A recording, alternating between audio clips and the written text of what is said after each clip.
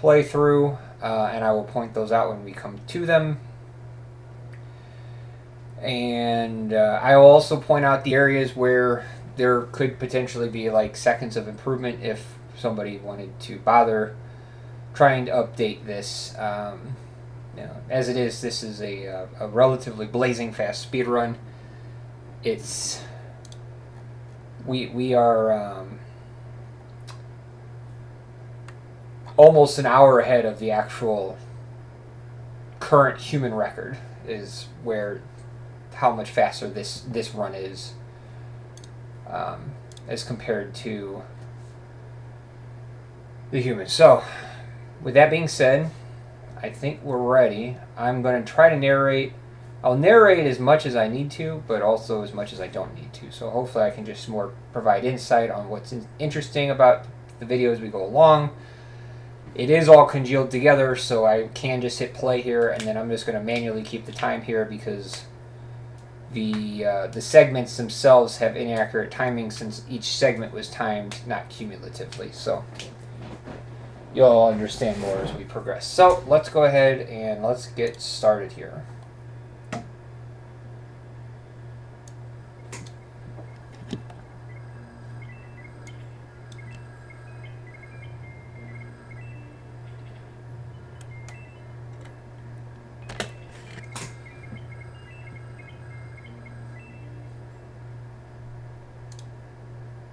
Alright, that looks good. I think we're ready.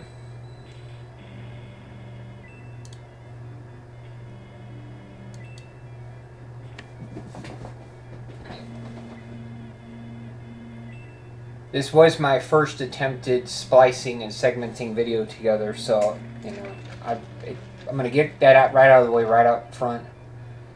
The video isn't perfect.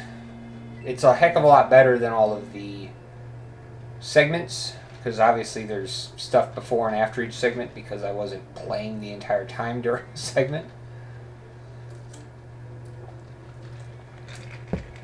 I've also not watched this thing from beginning to end, so if there are any like major glaring errors, I have no idea. We'll find them together. I watched a little bit of it yesterday once I finished actually piecemealing everything together, and like right away there were some spots where it was like this first segment, for example, I had forgotten to split, or rather to snip this first segment. So this first segment showcased Max walking to the gate and then standing there for several seconds because I had forgotten to snip it down. So I had to correct that.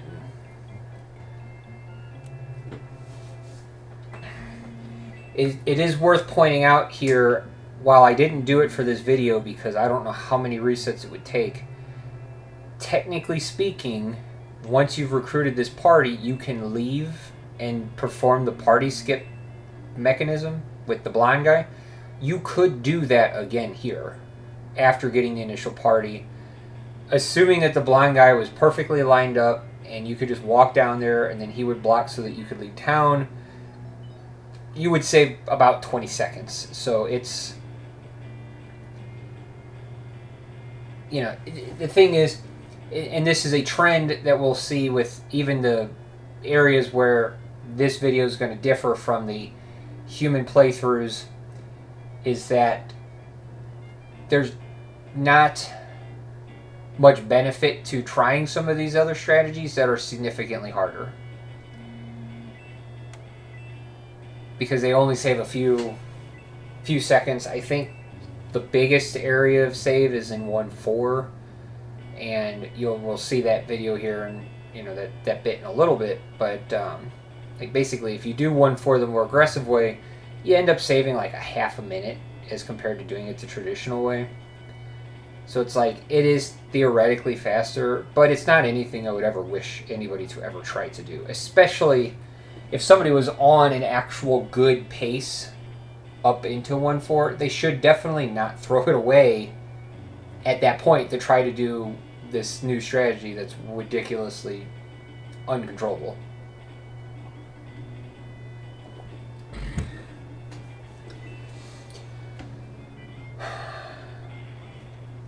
So here, this is 1-1.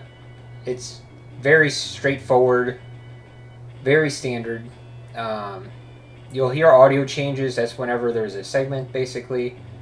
So this first segment was just saving on Luke for turn orders. Because this battle can be done really, really quickly. I mean, the battle's still fast regardless, so it's another one of those things where, like, I was talking with Ty the other day, and I made the comment to him that, oh, he's got all these goblins just stabbing his people. It's so terrible. Oh, no! Oh, no! The run ripped! Oh, Ty, I'm so sorry. Well, welcome in.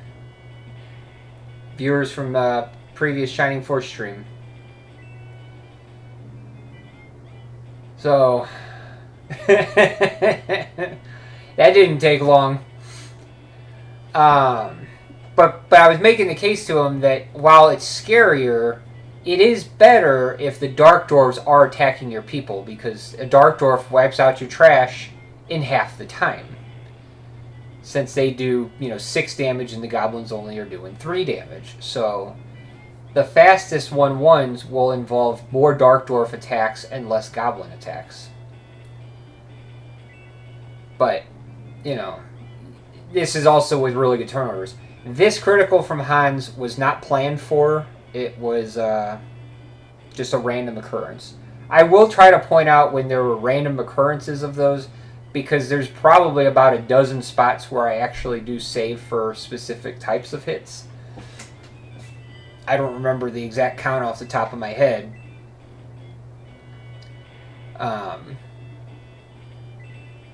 But it just so that, this isn't... Not every attack's going to be a critical, obviously. I didn't want to go and do that. I think that's wildly unnecessary. So, if there was a crit that wasn't planned, I will let you guys know when that happens. So, you can see here, we're just getting really good turns. Ken rolled 9 hit points, which is unlucky, because the Rune Knight can roll low here. But... fortunately, the Rune Knight rolls high. Ken is eliminated. So we had minimum attacks to wipe out our party members. Hans required 3 attacks, so there was 1 unnecessary attack there. And Luke was stabbed once, which was 1 unnecessary. But I don't know if I could have done the battle without that stab. So, point being, here we go.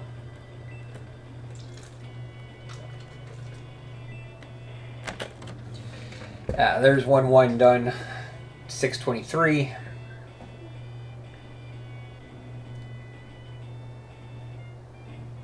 So squared away now for 1-2.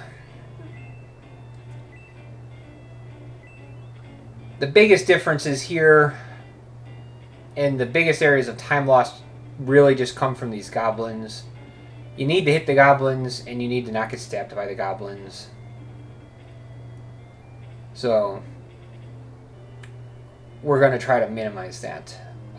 Some of these, like you'll see with this battle and with 1-3, it sometimes is a little irritating to try to control for turn order because, our party is so limited that we just don't have a lot of great options for actually trying. Like in real play, you would never bother to do that. But like here, for this case, I was specifically saving after each turn so that Tau would guarantee move 2 spaces each turn.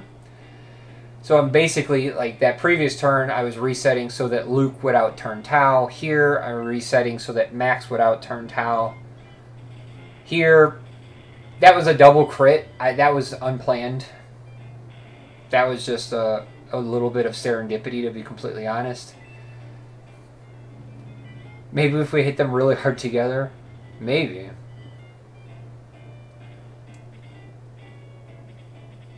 So like here is an example where I saved on Luke. My entire team moved really quickly. So like in terms of replaying this segment, if I got bad turn orders for this next segment, it was kind of unfortunate because I didn't have a lot I could do to kind of control for that because everybody moves so quickly. But as it is, this first one wasn't awful. 1-1 required about 50 resets in total, mostly turn order based resetting. 1-2, it was about 70 resets here in 1-2. Again, the vast majority was for turn orders, although there's a healthy chunk of it that was towards the end, which basically I can just say right now, we'll see at the end. Getting Max to the right experience threshold was really, really awkward. And then, so we'll just revisit that here in a minute once we get to the actual end of the battle. And the reset numbers are a little high, but don't, like, in general, it's not overly daunting because the vast majority of resets happen within, like, 10 seconds. These first couple battles, the resets are a little higher and they're a little worse off because, again, doing a lot more saving for turn order manipulation, so it's a little more up in the air of like, well, how bad is it? How good can I go? You know, what am I even looking for in terms of turn order?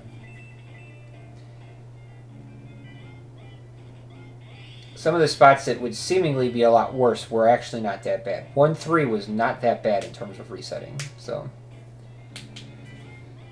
you know, like for example, if I was way more hardcore, I could have manipulated reset for turn orders to manipulate that goblin going before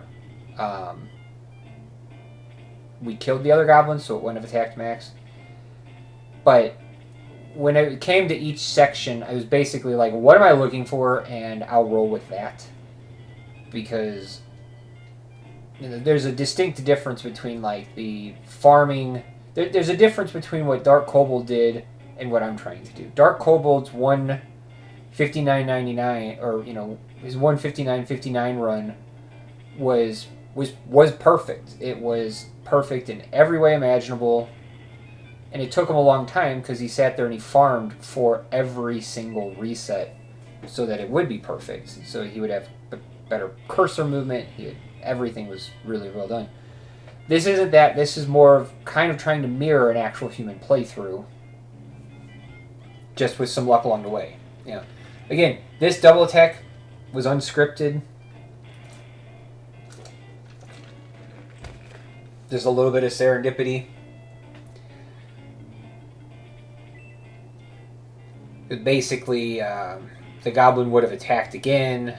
If Luke hadn't doubled, the goblin would have attacked again, and Luke would have ended up killing that goblin, basically. But as it is, Luke's able to move forward a few spaces instead. So the double, you know, does save, does help, but also goes to illustrate, like, while this is going to be probably the best run that anybody watches, it's not supposed to be realistic either.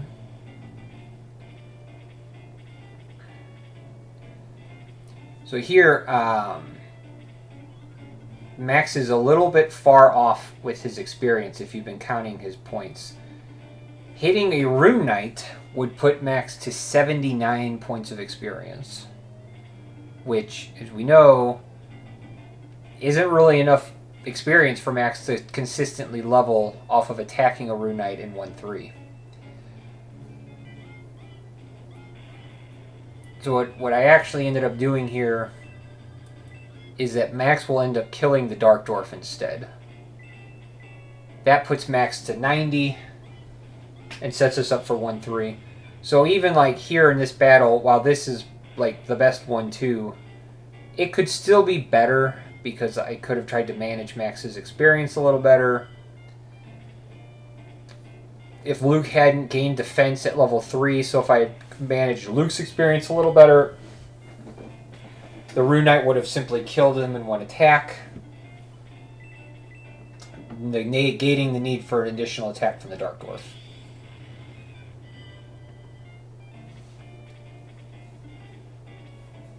Yeah. So, we could be sub 13 here, but like I said, it's fine.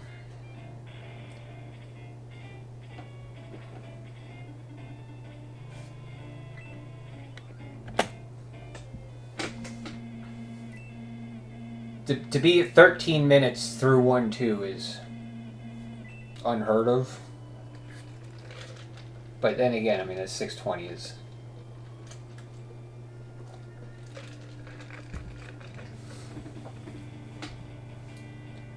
I didn't actually expect to get a gold on my 1-1 to be able to do the battle. Because, like, the previous gold for my 1-1 that it's comparing against has more people alive. Seems pretty... Right. You just have to get perfect turn orders and only get stabbed twice by goblins. It works out really, really well then. You know, or like here's a good divergent point right here. So like, I'm going to skip these consumables. You know, Max will gain enough defense through level ups as it is. The big reason that we grab these consumables is that we can't control how often Max is going to get attacked. We also pick up the power potion because trying to get Max to 20 attack is really difficult,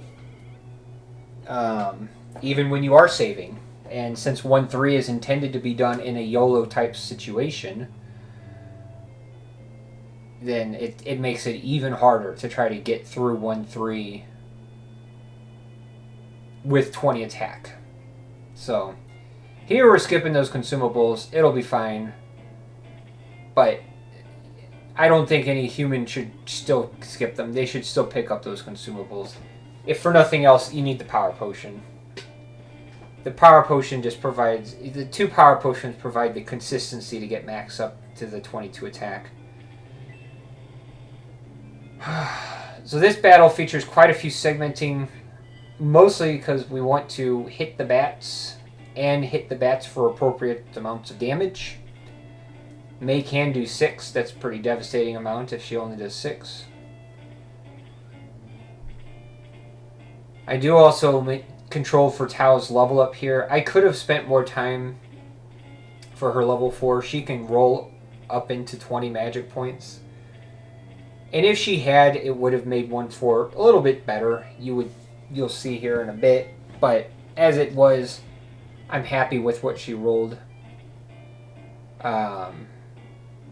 So here May only does 6, but it's okay because Tao is going to kill that bat and level up and get Blaze 2.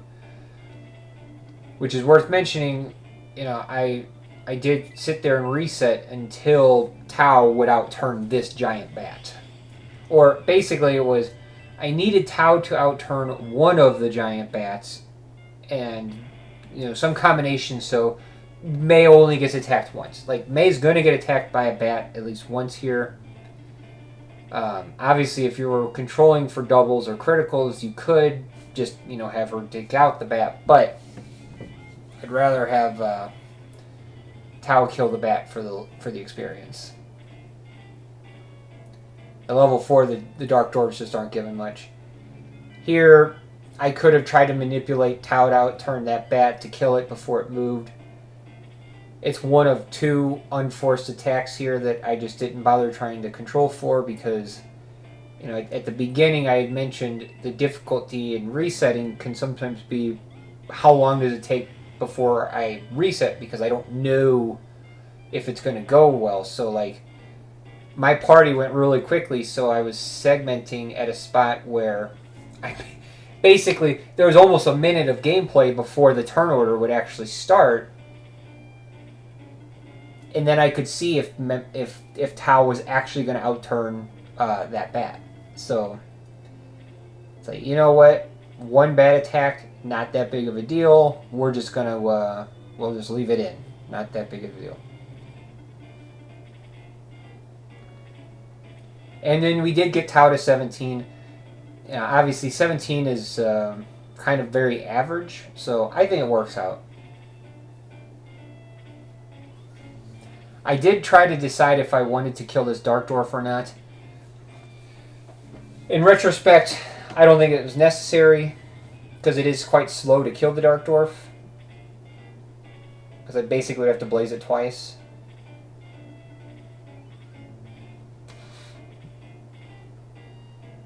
But Tao's experience, as you'll see by the time we get into Chapter 2, she's not going to be hurting for experience at all. If anything, May is actually going to be vastly over-leveled. So here, these turn orders to get Max to go last after the Knights actually was pretty easy. Didn't take that many resets. Here's what I'm talking about. So this Dark Dwarf attacking Tau, not necessary. I could have tried to get a turn order where she was out turning the Dark Dwarf, but to get her to out turn the Dark Dwarf and to get Max to go behind all these Rune Knights, it's really, really hard. So 2-1-2 for the level up. All the Rune Knights have moved. Because part of it was also, I needed Max to level, but I also wanted to get a turn order not just where Max leveled, but Max went right away. I didn't want to see any bats go before Max. Just really irritating when that happens. A lot of unnecessary time loss when those bats get their turn in before Max does.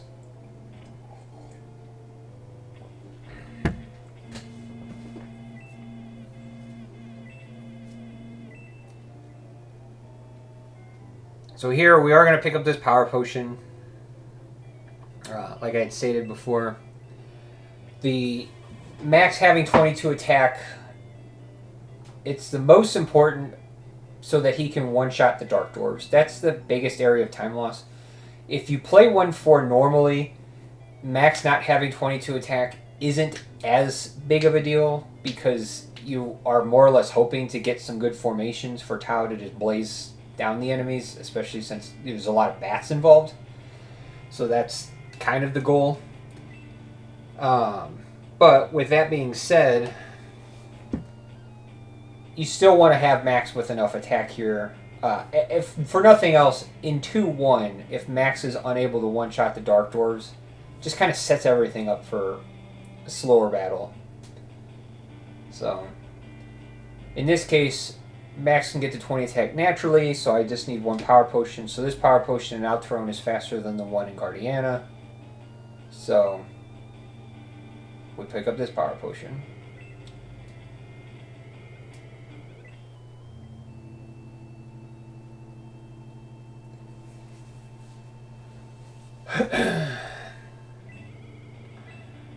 So we get Chris. So again here, so 1-4, this is going to illustrate a new strategy. This is not a strategy I think ever should be attempted in real play. I tracked all of my resetting. It's awfully inflated because I ended up doing the battle like 3 times, and I was tracking all of the resets for this battle to get it done. Because I did it once normally, and then I did it once splitting off, and then I did it again with Max splitting off. So in total, I reset about 300 times to get this segment you guys are going to see here for this battle. It's good, don't get me wrong. I think it looks really cool, but my lord, I can't even begin to describe the number of steps along the way that have to go correctly, that in real-time play, you just have no way to control for. So I would just do this battle the normal way. Which, having done the battle the normal way, I can tell you, it's only about 20 to 30 seconds faster to split Max off from the pack. So it is faster, but it should not be attempted. You can ask Ty, because he did. I theorized about it, and he sat down and worked it for like an hour and was like, "This is impossible," and he's not wrong. Shall be cool to see, yes. And that's just the thing. With segmenting and everything, I'm able to make this work. But holy mackerel, it was not easy to do because there was a lot of positioning Max to just be in the correct spot to aggro enemies at the right time, to not aggro enemies at the right time.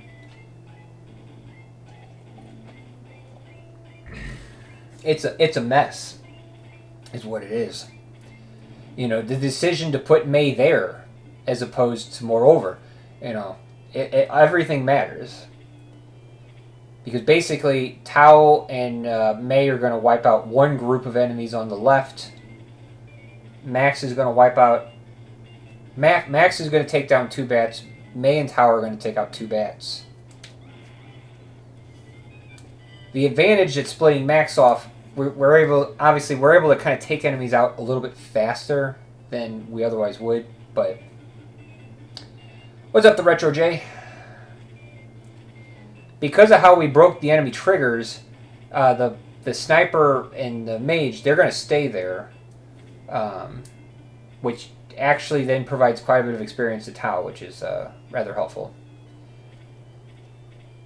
So the two Dark Dwarves, so it's kind of interesting how it kind of works out here. You know, we killed one of the Dark Dwarves that moves. The other Dark Dwarf that moves is the one that just moved. So I had to put Max there. So I had to reset for Max to outturn the bats. And then that spot was far enough away that Max would lose the aggro of these bats so that they would come over here instead. But still to be within range of the Dark Dwarf so that that other Dark Dwarf would come towards him. So then here, the bats have swooped in. They've eliminated Chris for us.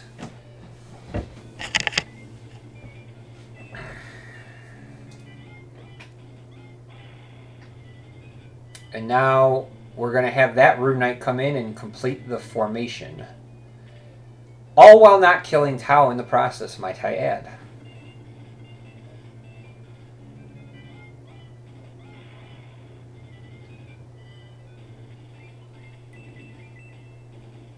I can't even begin to describe how long this took to figure out.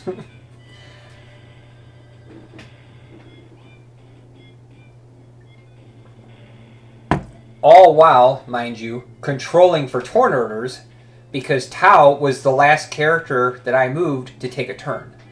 So it wasn't just that I was using her Blaze 2 there, I was also then controlling for turn orders because I need Max to go first here. Yeah, this battle looked more like a couple... No, absolutely. This battle 100% was... like I've said, disclaimer, do not attempt this battle in real time. Because I needed... Obviously, I need both Mei and Tau to outturn these enemies here so that Tau doesn't get killed. But I also needed Max to outturn the bats so that when Max moved up to kill the Dark Dwarf, he would aggro the bats to him. Reduce extra movement. So those Dark Dwarves don't move. We'll get this Rune Knight.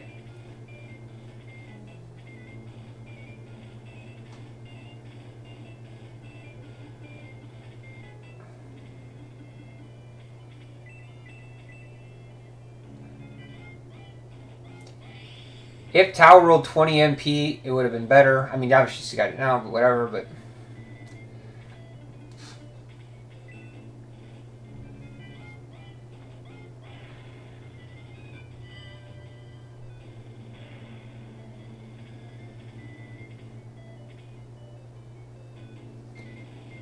Max goes before this bat, so Max is able to kill this bat.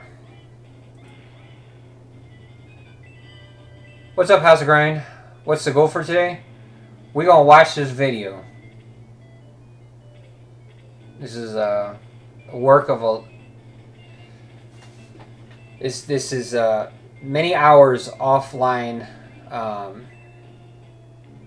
piecemealing this together. So, we got maxed out turn here. Is this the fastest SF run? Well, I mean, technically... This is the full run, yes. This is the full 3.5 hour run. So, there with Mei, I did manipulate Mei to crit there. I needed, basically, because I didn't bother to get Mei to have... Or, I didn't bother to get Tau to 20 magic points. I did have to do a little bit of finagling here with these Rune Knights. Mostly because I forgot to give Mei the spear, and at that point I was like, I'm too deep into this battle to redo this whole battle to give Mei the spear. So, I instead resorted to doing a little bit of finagling for some doubles and crits and whatnot, and it's mostly because I needed Tau to have enough magic for a Blaze 1, Blaze 2 up here on these guys. So it's tool assisted. Yeah, everything's going to work out ideally, yeah. It's tool assisted, it's just not perfect. That's the difference. You know, this isn't a Dark Kobold perfect run. There's plenty of errors. We'll see the errors as we go through. But it's tool assisted in the sense that I segmented the crap out of this thing. There's like 200 segments that compose this run. Did I manage level up stats as well? I only managed level up stats when it was relevant. And we'll get to those when it matters. The first of which was obviously Tao's level 4. The second was Max's level 4. But other than that, we're not going to worry about controlling for level ups until Balborough promoted, I think.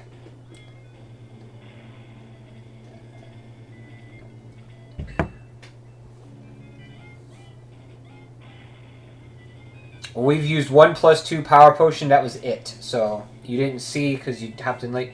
We skipped most of the consumables. We only picked up 1 power potion.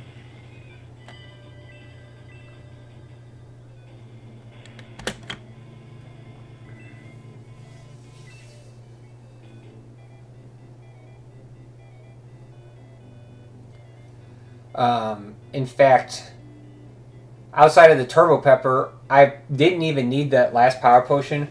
It was one of those things, I picked it up because I was planning on using it, but then Balborough managed to get to enough attack to where I didn't need to use the power potion. So I still used it, because why not? But I actually didn't need that power potion in Chapter 6. You bet the evil ring never cracks? Yeah, I would say that no rings crack in this run. There's also no saving. You know, I had originally started... When I originally started this project, the idea was to try to play the run as much like a human would play the run. So my rule was, if it's a one-time use, I just won't ever have it crack. But if it's a situation where you're going to need 2 uses, well then I'll save. Because in a real playthrough, you aren't going to not save. You know, if you need 2 power ring boosts and it cracks on that first use, you gotta use it, you know.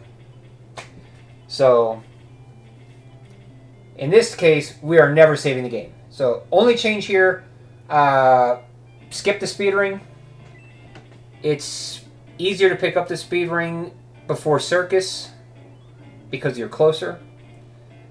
And there was no point where I needed that force manipulation with the speed ring that wasn't already just naturally provided. In general, I almost feel like we could justify skipping the speed ring until Circus because we don't really need the speed ring. You know, it helps to have Max with the speed ring in this battle because you can force him to go first every time. And like the current 2-2 strategies kind of rely on Max, again, always going first. It's what kind of helps to control the bats at the bridge.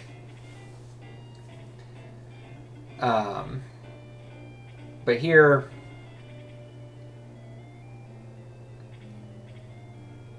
we just are going to get by without it for right now.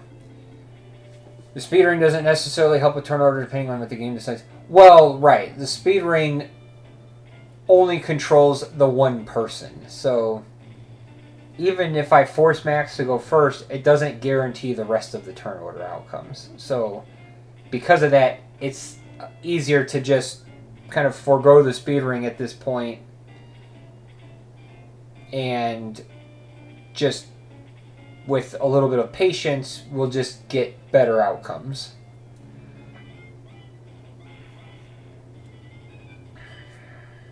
So again here, emphasizing the importance of the 22 attack. Max killing a Dark Dwarf in 1 hit.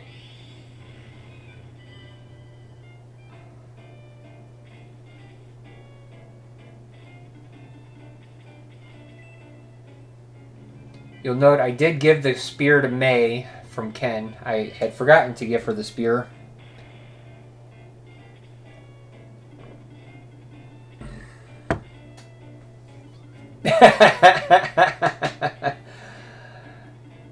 Yeah. Well, the only level up on Tao I was controlling for was at level 4, so the fact that she's level 6 is just experience allocation. You'll see at the end of this chapter how over-leveled Tau actually ends up. So here I have a little Bob Ross right here. Got a little happy accident. That bat outturned Max. It's a little happy accident because it actually kept a really nice formation whilst cutting out the extra attack on Max.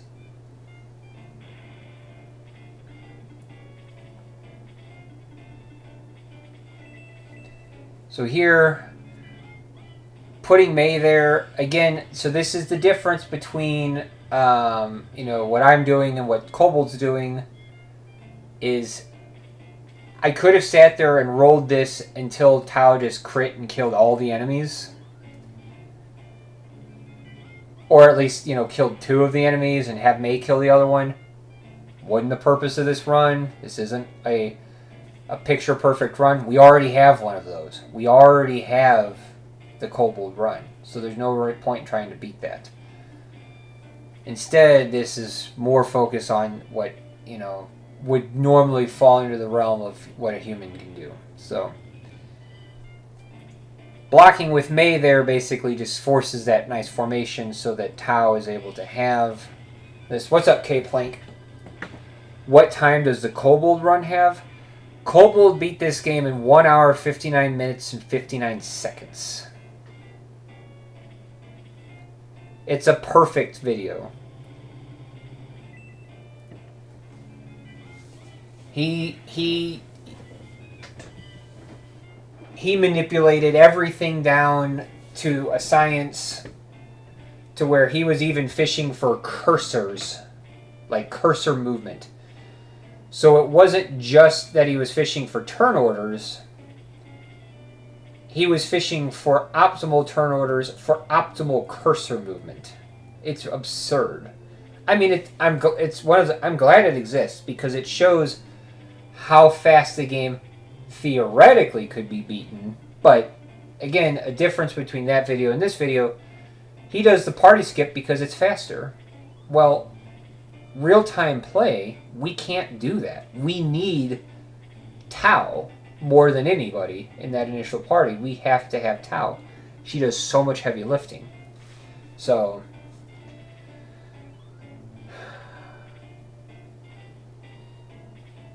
yeah. Instead, what we're going to have is just a really good run here. The fact he gets out of 1-1 without a level up is bonkers. Yeah, he only kills 2 enemies. He kills the Rune Knight and he kills 1 Goblin. His 1-1 is so impossible that you could never hope to achieve it. I mean, it's ridiculous. And if nothing else, the other battle from his run that is so absurdly ridiculous is his Michaela battle. Because he had to roll for turn orders so that Max got outturned by horsemen so that they wouldn't block him, so that Max could then move and then outspeed Michaela so that he could move and double crit and kill Michaela to end the battle at the beginning of turn 2. The 6-4.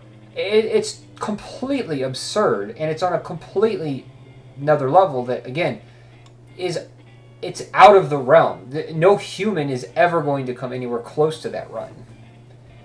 And so not only did he do all that to get those specific turn orders, but he did that, again, with really good cursor movements. So it's total insanity. Here, I didn't even bother with turn orders. I mean, not when I say, let me take it back. I didn't even bother with the cursor movement. I was more worried about the turn orders. If I got turn orders and that cursor went sailing back and forth between us, it's like, well, that was a thing with 4-1, I think, is a really good example of how you can lose seconds if you just have terrible turn orders, because it starts with Elliot, then it goes all the way across to your team, then it goes all the way across to the artillery, then it sails back across to your team. I mean, it can be pretty ridiculous, but I wasn't really worried about any of that. So here, wasn't much to say about this battle because it's pretty standard. Again, this mage meleeing Max, just a happy little accident. This wasn't controlled for. I also wasn't trying to manipulate the outturn because I was more or less just conceding this because Max had already gained the speed. So even without the speed ring, it would have taken a good minute to try to get Max to be outturned there. So I just ate the time loss and was like, Max is going to get attacked by the Dark Mage. The fact that we happened to get a melee attack was, like I said, a little Bob Ross. It was a little happy accident.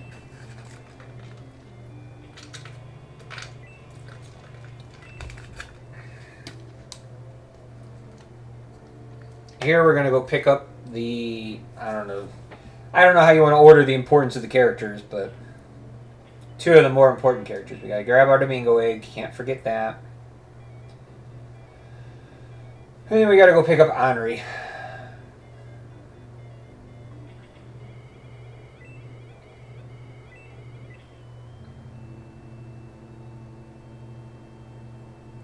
Also, it's worth pointing out, we will not have all gold splits in this run.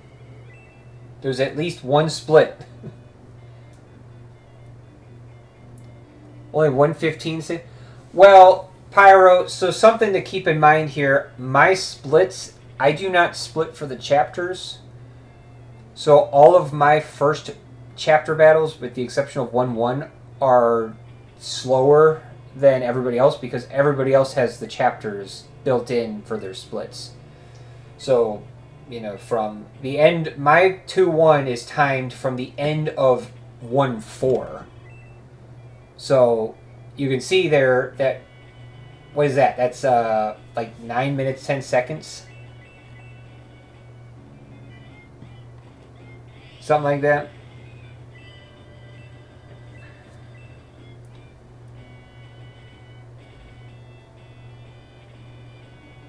You have to account for that end of chapter timing.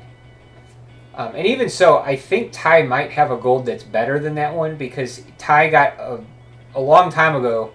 Ty actually got a 2-1 with similar formations, and I think he crit 3 times with his Tau. It was absurd. Did you get the 5-man bat formation in this fight? No, I did not.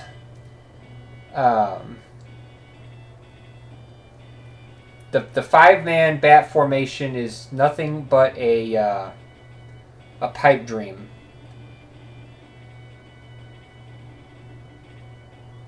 To get the 5-man bats and to make use of the 5-man bats requires having people in positions that don't even make sense because Tau can't reach them without being the target of the bats.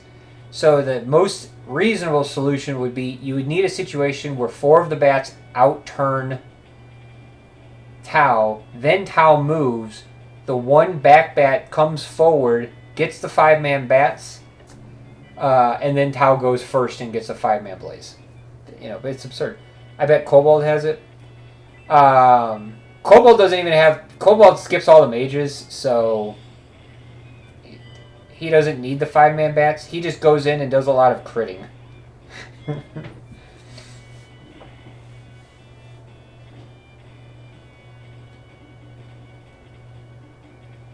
So here, I think Tau's already level 7. She's absurdly overpowered at this point.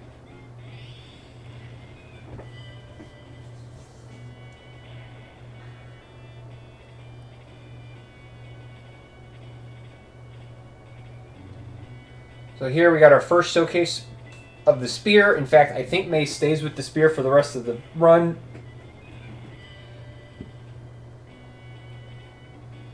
I won't lie, that was actually a manipulated Mei double attack. I needed to get the sniper to 7 so that I could at least fish for Henri killing it with a blaze.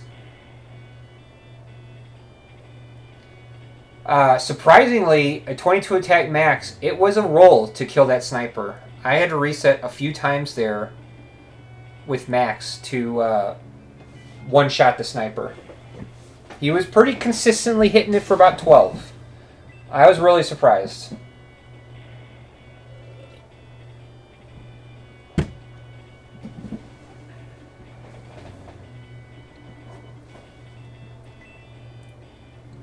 And similarly, prior to the mage movement, Max can one-shot a bat here.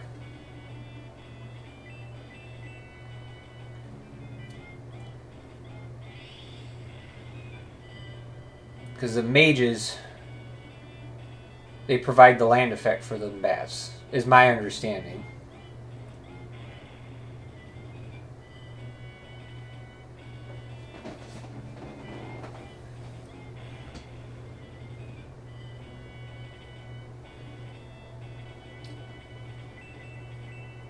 Where to put Henri, I deliberated quite a bit because I couldn't put her up. Why didn't I have May hit there? May has a spear equipped and doesn't do enough damage. And I didn't feel like re-equipping her. Also, you'll see May still gets to the experience. I was trying to control May's experience level because she can get really tanky. So I was really trying to avoid what actually still ends up happening. You guys will see at the end of the chapter here. So it is true. I could have had May... oh, excuse me. It is true I could have had May attack one of the bats, and that would have eliminated one of the attacks. But I prefer to put the experience onto Henri. And like I just said, with the spear, she doesn't do enough. So I'd have to re-equip her. But by putting the spear on May to hit the elf, she can now just stay with the spear for the rest of until she dies. Because she'll need the spear for Marionette. She'll need the spear for Shade Abbey. So, one equip and done. As well as we were able to time May's movements out really well there. I guess I had to re-equip here, so I guess it wouldn't have been that big of a deal, but it's fine. There's our first of power rings not cracking. I went ahead and moved Max up here because we got a good set of turn orders. You know, because I'm trying to... The goal here, obviously, is we want to get Henri to enough experience, but we want to also do this battle quickly.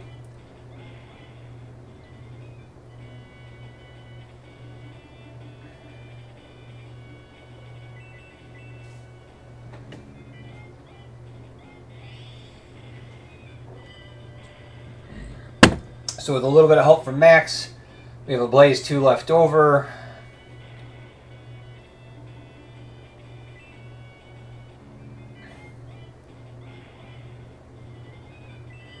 This will push Henri to 5.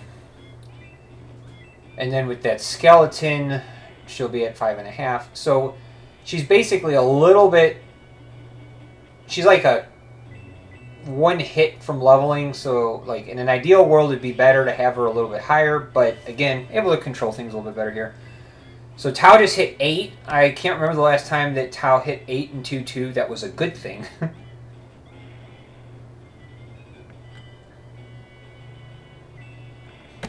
There we go.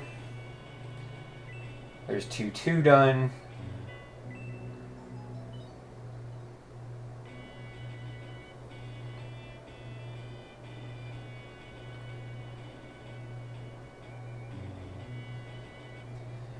Worth mentioning for bosses, I did not... There's a few bosses towards the end of the game where I was trying to control for doubles and crits, and we'll get to them when we get to them. But, you know, like I said at the beginning, in general, I wasn't trying to control for doubles and crits, so most of those that we've seen so far have been happy accidents. The exception at this point was in 1-4. I had to do a little bit of manipulating to take out the Rune Knights to avoid May getting attacked, basically, was the why.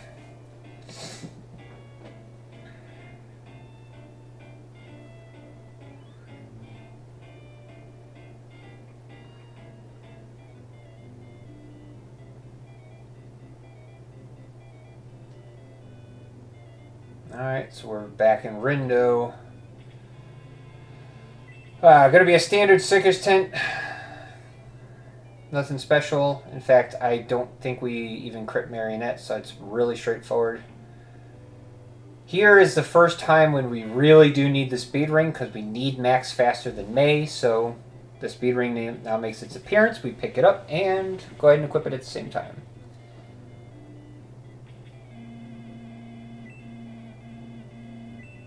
What's up, Robomagus? Appreciating a commented task. Well, you're welcome.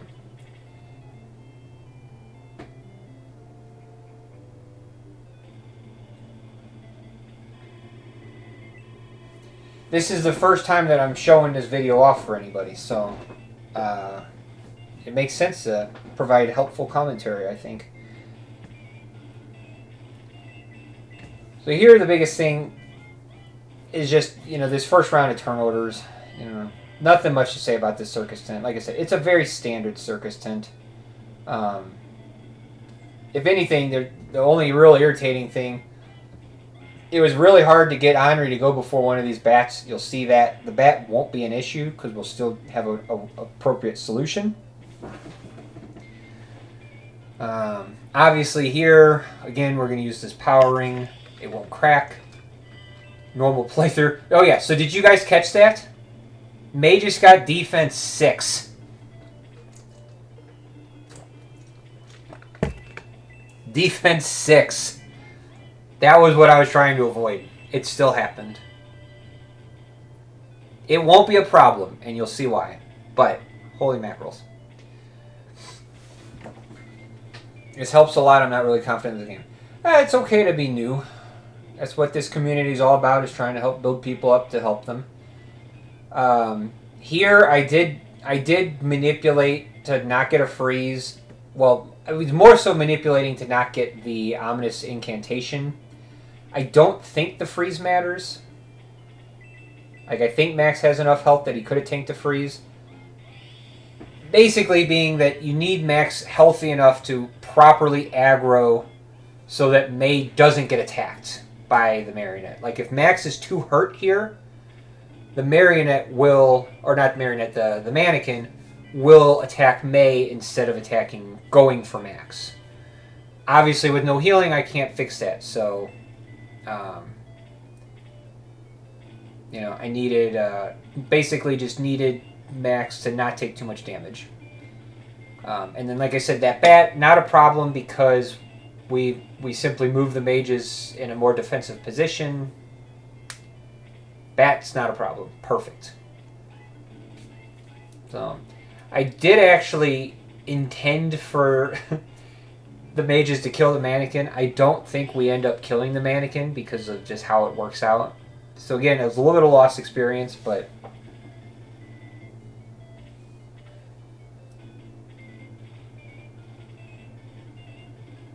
I think if Henri had gone before the mannequin, it would have moved, but it's fine. Trying to improve an existing tank. Well, good luck with that. It's not easy.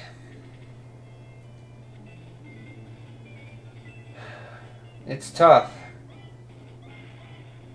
Here, so like, if Max crits or doubles, you save like 10 seconds. As it was, we just got Max and May to go back to back, both hit, kill this thing.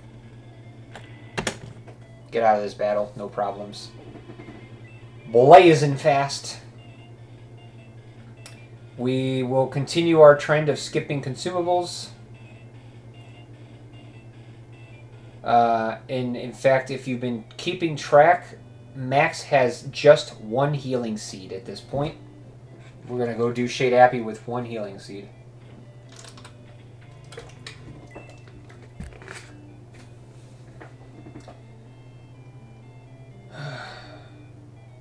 Shade 15 to 20, that's a lot of time. But again, good luck. Let's see, so spoilers here. We're not going to get a gold split on this split. You can go... My gold split for this battle is out there. Basically, it's an impractical gold split because we fight more. In that particular split, I fought more with May than we want to. which results in less experience. So it's a faster battle by a few seconds, but it's not a practical battle. Just dodge. It's funny enough that you say that because, again, we have quite a few Bob Rosses in this next battle. A few happy little accidents. The point being that if Max dodges, it helps, but this battle is doable with one healing seed without any Max dodges. So it's possible. It just so happens that we're going to have quite a few Bob Rosses.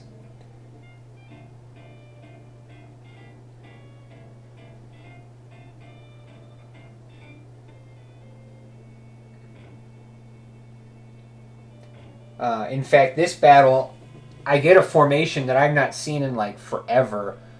You know, there's so many ways that we can like approach this battle, to do this battle, and it's one of those things where it's like if we knew the turn orders at the beginning of the turns, we could adjust properly. Because, like, I wouldn't normally do this strategy the way that I'm going to do it, but because I happen to know the turn orders, I can. So, instead of doing what we've been seeing a lot lately, which is bringing the mages down, we're going to set up here on the left. And this is entirely because of this rightmost zombie gets wild out turn and goes quickly, and we'll see.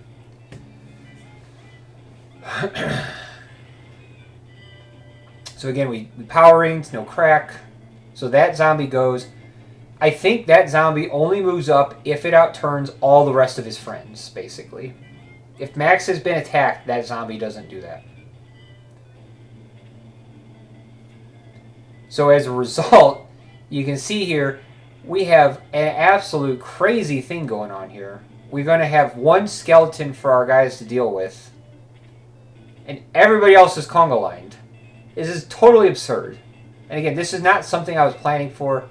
This was just kind of the result that happened following starting up this battle.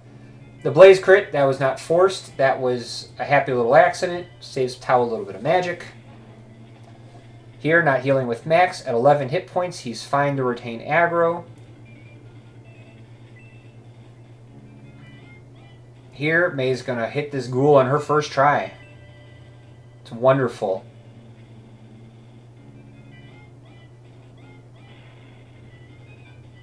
But we deal with May being too tanky because, again, happy little accident, the ghoul double attacked. I did not control for that. That ghoul had enough of May's shenanigans and it wanted to wipe her off, so I was happy. So there's our second little Bob Ross. Again, wasn't trying to get Max to dodge. It just so happened. If the skeleton hits Max there, I have to heal, but we're good. So we do not need... No, May's last battle was this battle. So this sets us up here. We get this nice little 4-man. In the retrospect, it's not entirely necessary, this 4-man, because basically if you don't get the 4-man, you just end up with a 3-man. We're going to end up with a 4-man and a 2-man. It's fine. There is our third Bob Ross. Again, not controlling for these dodges.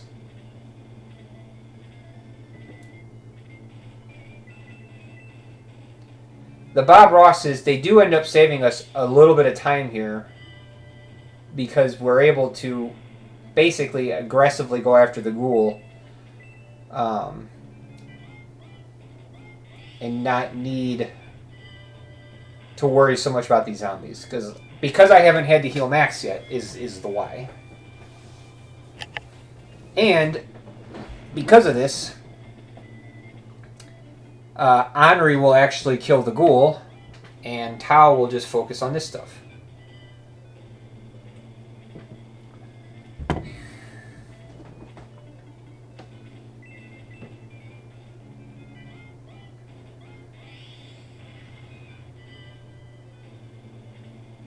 So we'll finally heal now. It's time.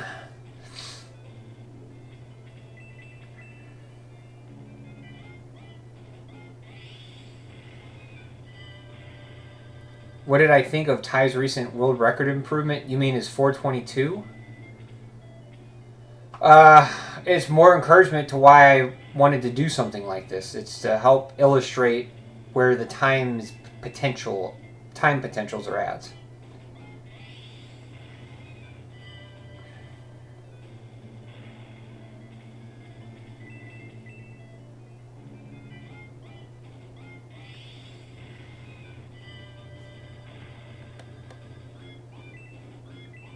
Tau hit 10. So there we go. Not a gold by about 5 seconds.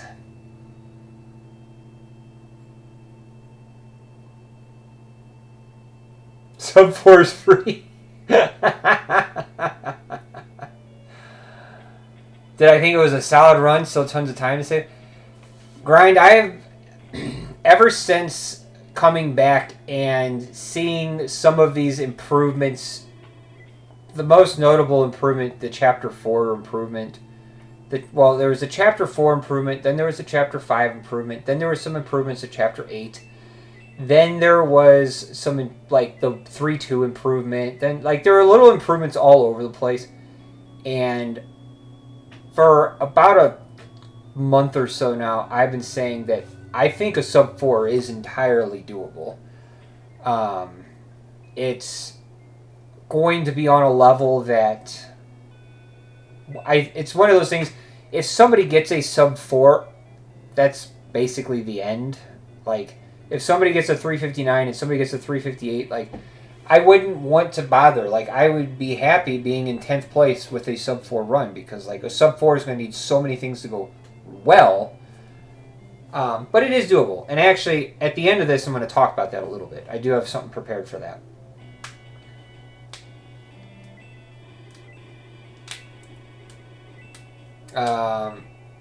Here, so again, so like this Chapter 3 is going to showcase some of the improvements that have been made. So, like, Speed Ring is on Ammon.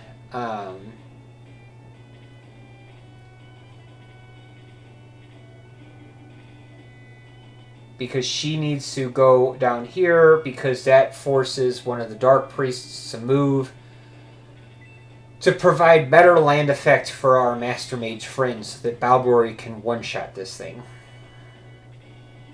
That one right there.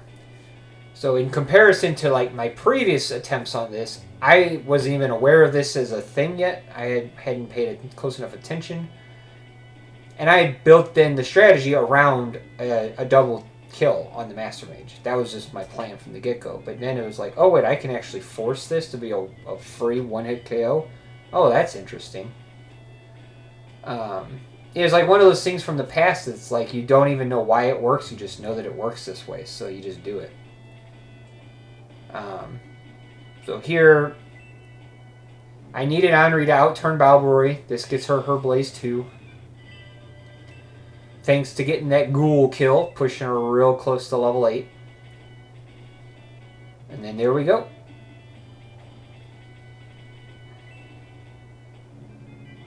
Nice, clean 3-1.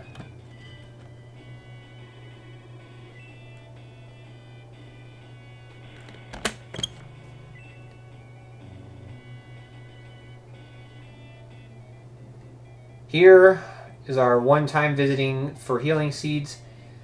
I can say right up front, I definitely bought more healing seeds than necessary. But it was in my experience with the last kind of playthrough of like this that it's okay to have full inventories at this point, because we do a lot of passing things around. And when you're able to just hand items to each other in exchange for things, it cuts out an entire extra menu screen. And so by filling up my party here right now, taking this little bit of time to do this, basically for the rest of the run, I'm going to be able to just hand things to people and save on menuing all over the place. like right here, for example, by filling up Anri and giving Balboroi an item that he can pass to her, he's able to get that speed ring. Well, it's not for free, but he's able to pass it. Anri's still full, so that if I want to give something back to, so it cuts out on a lot of this movement. It then also puts my cursor right next to Tau, so I can promote Tau. So here, this is a different, this is a new 3-2 strategy. This one I do think is doable.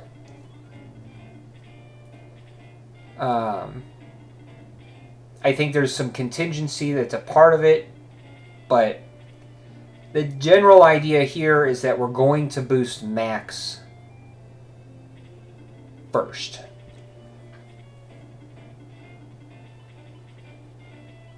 So we're equipping the speed ring because we need Balboroi to outspeed the Pegasus Knights next round. But we're boosting Max.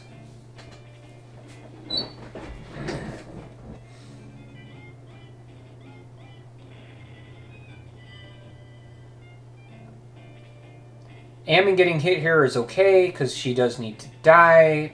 And putting Ammon there is where we generally want her to be anyway.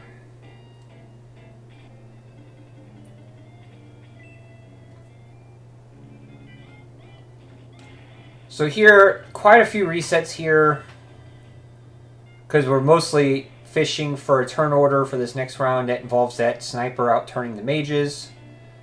Getting the 3-man formation on the left side is huge and an immeasurable amount of time save.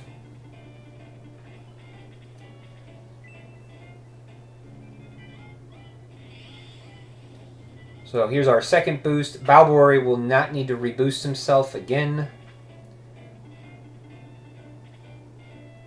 There we go. Dark Elf is outturned.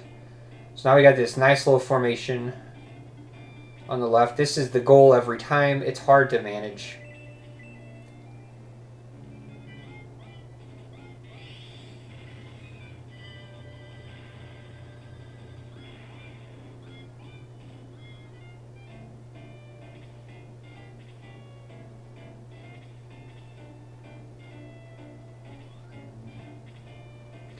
Ammon being there provides a little bit of shelter and some nice body blocks.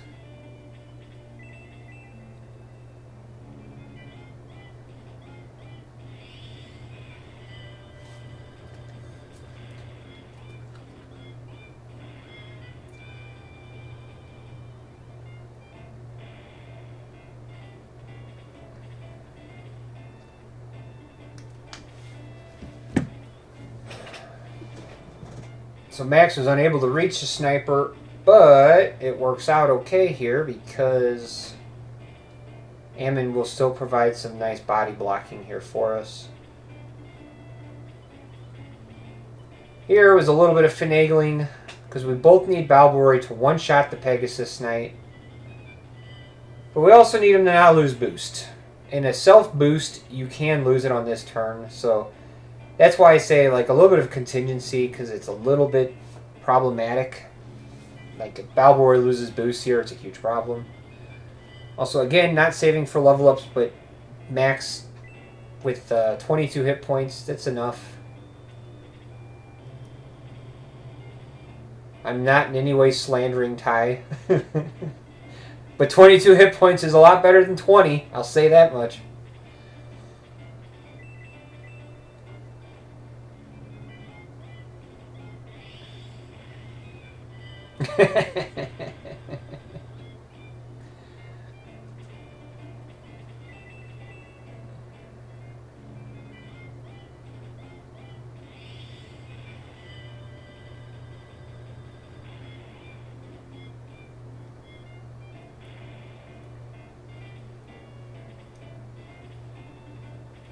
Could you have Ammon boost and pass the ring over to remove RNG on a run?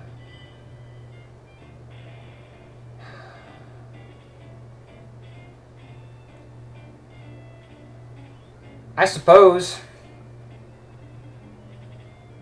That's a good question, Cirrus. this is not a strategy that I've put a lot of time for the real time trying. But it's possible. If you left the speed ring on Ammon and gave her the power ring, she would go first then.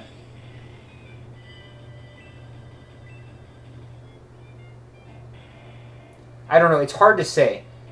It's hard to say because of the positioning. If Max can be close enough to the sniper, I don't know. We'd have to look at it. But I like where your thoughts at. I do think that there's a world where that's possible. No, Max is level 9, so now we're up to 23 hit points. 23 obviously being a lot better than 20.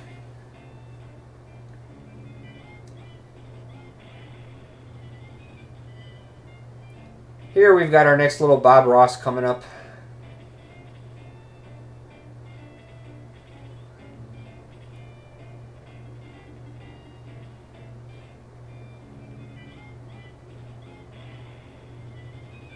That wasn't it. Ammon dying is just what we want.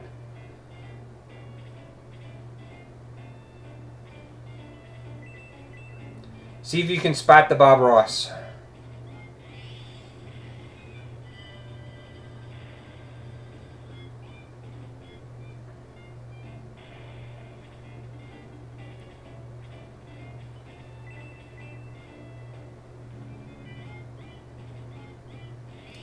It was unscripted, and basically, if we hadn't gotten that crit there,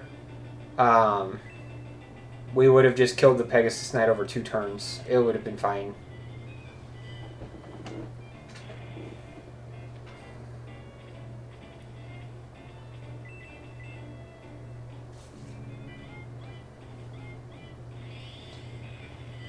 Again, not trying to save for level ups. We just happen to get like the best level 2 Tau possible with a 10 speed and 4 magic points. Another happy little accident.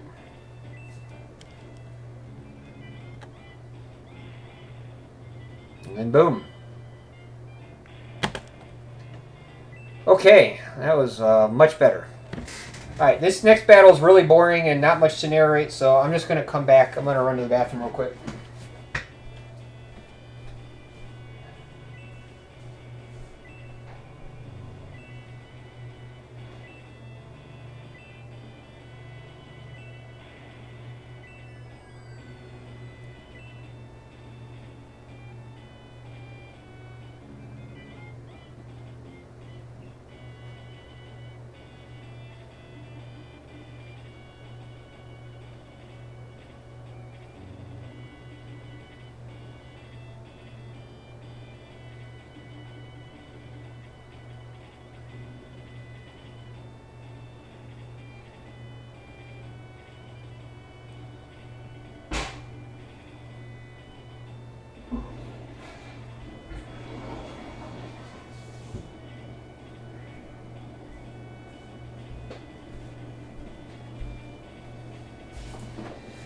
Speaking of which, it's hot outside. Make sure you guys are drinking enough fluid. Don't need anybody getting heat stroke while they're watching a video. I think this is the other battle where we're not going to get a gold split. Cursor movements. If you've got dead people, all those things help. It has been so hot lately. It's been a very, very warm June. We finally got a little bit of rain here earlier this week. And I think I saw a weather report that says we've got a chance for rain today. It's actually not so bad today right now. But man, it's been toasty. You have the heater on. What is wrong?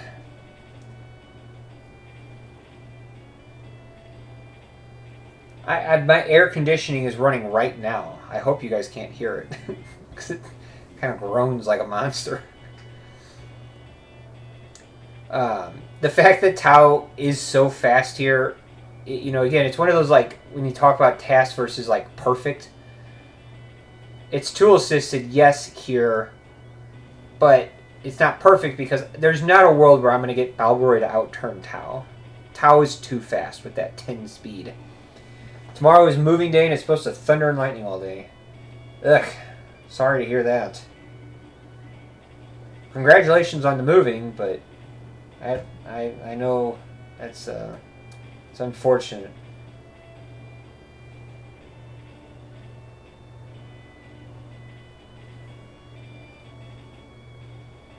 Bring tarps.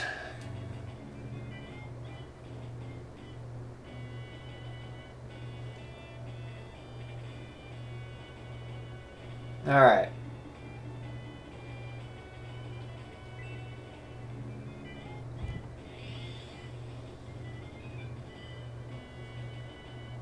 Powering didn't crack. It's like 50 of them American temperature units. I don't know, man.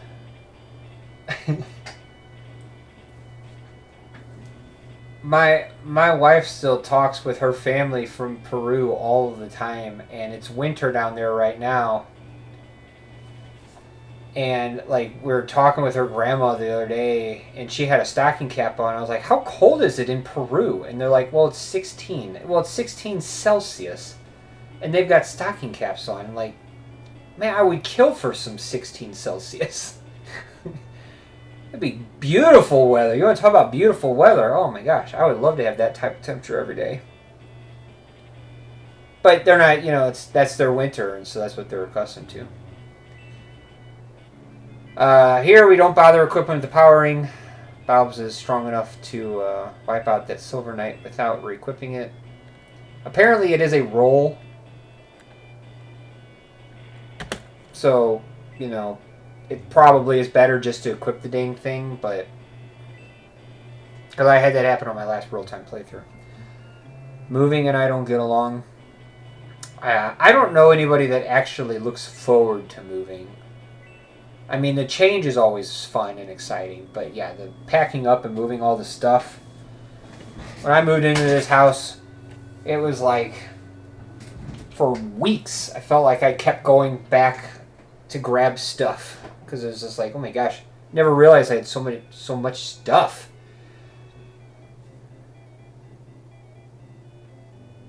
Oh, well, welcome in, Broxy Grav. Broxy. Yes, the little Spanish lady that you haven't seen walking around, but you heard me talking to, yes.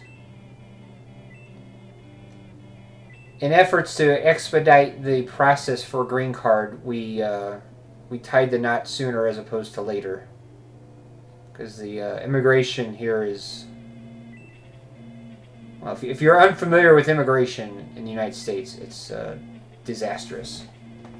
Not in any way political, just it's very tough. You make an entire career being an immigration attorney, just trying to help people figure out the immigration system. But thank you. So we get our longswords, we get our power spear, we skip the bread of life, we pick up the quick chicken. Again, nothing here really out of the ordinary.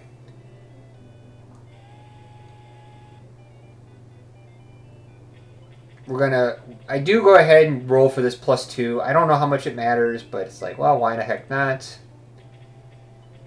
We put the longsword on Peli so that he's able to just hand the longsword to Balbury for the powering, and then Balbury is able to hand the speed ring to Henri. To be slightly political is tough because it is political, yes. That's why I say it's like, I'm not trying to get into anything, just merely commenting that immigration is difficult to understand here, and the rules and the laws around it are complicated.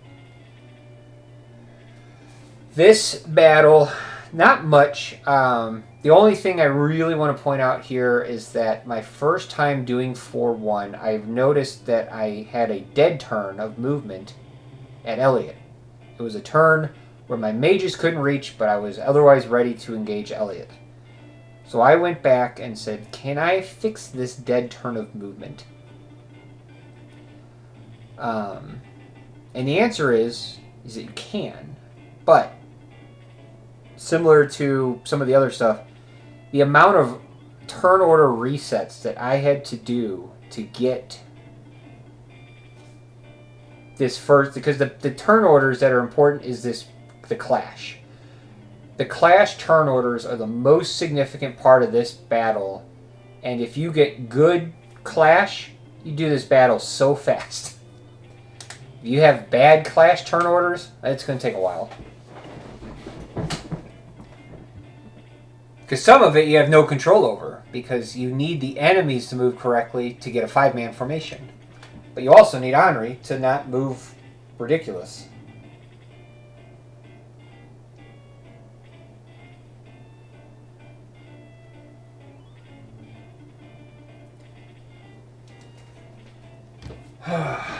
It actually got to the point to where I was just resetting. Like, it was just like, I just can't even. We just gotta go with this now.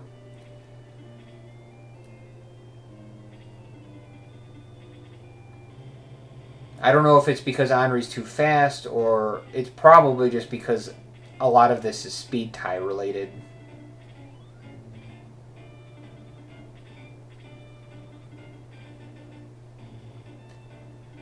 But here we go. This was the turn order that made it all happen, basically.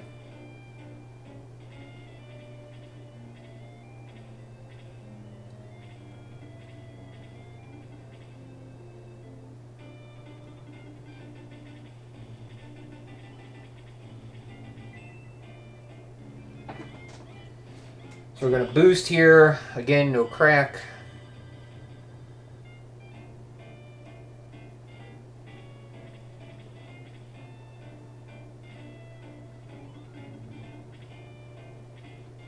Those two moving is really important. That's what keeps that northern lizard man northern.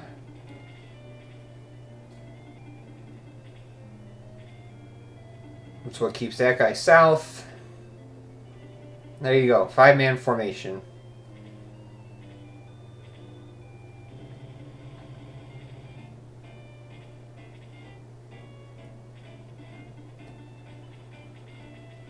So Balborough not able to one-shot this Pegasus Knight. So instead what we're going to do, we're going to move Henri 5 spaces to the south side here. Now she's ready to go. She's got the speed ring equipped.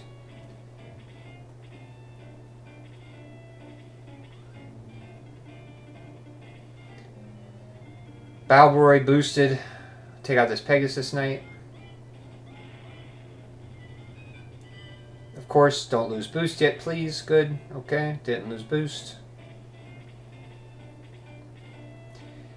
This was something I wasn't prepared for, but something I ended up needing to do, was max attacking this lizard man. And it was because, again, I want my mages to move the maximal each turn. So having that lizard man dead so that I can move Henri 2 more spaces to the right makes all of the difference. And you'll see what I mean when we get to the end of the battle. Because if I put Henri where Max is at, she wouldn't be able to reach Elliot the turn that I want to engage Elliot.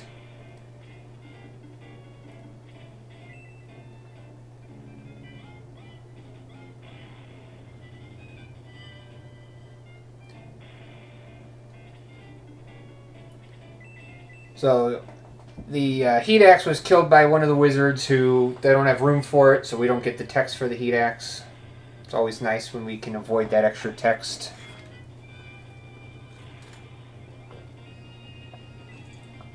So we got our level 10 on Henri. We'll push her to 11 still.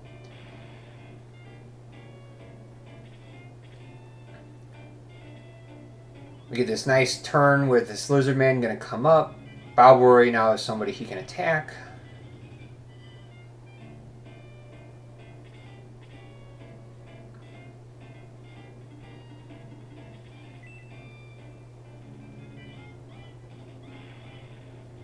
Manipulating here again. Please don't lose boost, Balborough.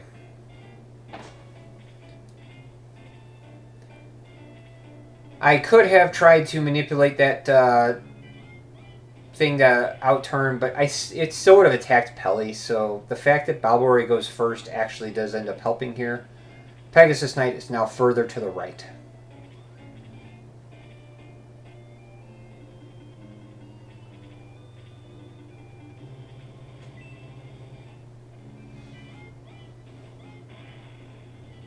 Peli does not kill the Pegasus Knight. Henri can kill the Pegasus Knight. Still moving to the max distance each turn.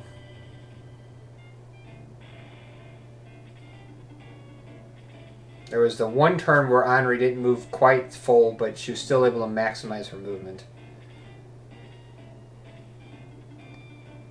Balboroy. This is going to level Balboroy. He will get the message for losing boost, but it's okay. We're still boosted for 3 more attacks.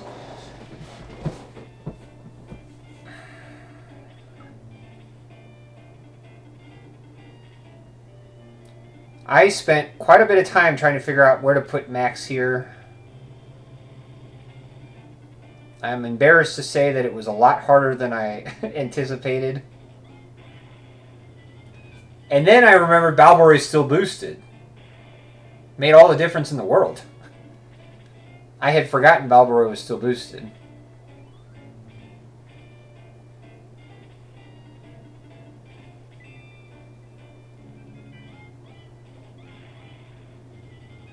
So we boosted Balboroy, and he's now attacked 4 things and is still boosted. And he is safe from the Silver Knights, because they're more interested in Max.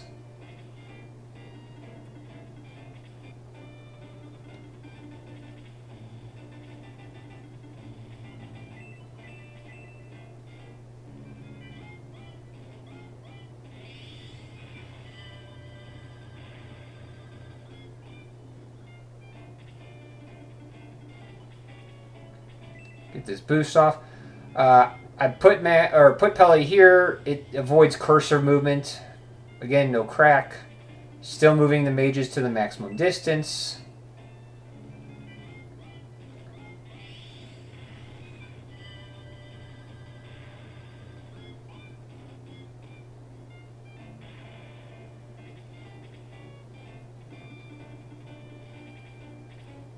Alright, now we're going to engage Elliot. So you can see here, this is what I meant. I needed the mages far enough over for this engagement. If I didn't focus on the beginning with that initial movement with Henri, she wouldn't be able to reach.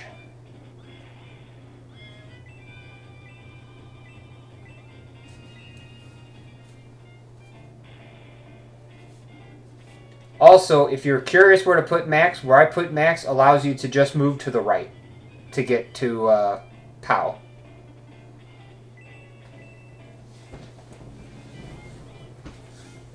I'm not embarrassed to say that I actually reset the ending of this battle to position Max differently so that he could just move to the right. So Balboroy again, still boosted. We finish off Elliot.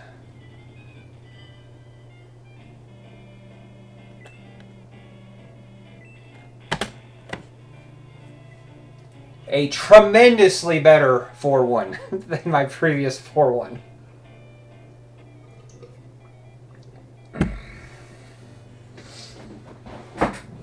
That's 4-1 done from end of 3-1. It's 11 and a half minutes. But that includes, like I said, that's not from chapter end. That's from end of 3-1. Or 3-3, rather.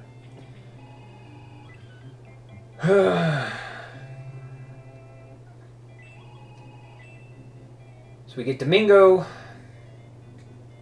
We're not going to give him anything right now. We'll get him some healing items. We skip the steel sword. We don't need it.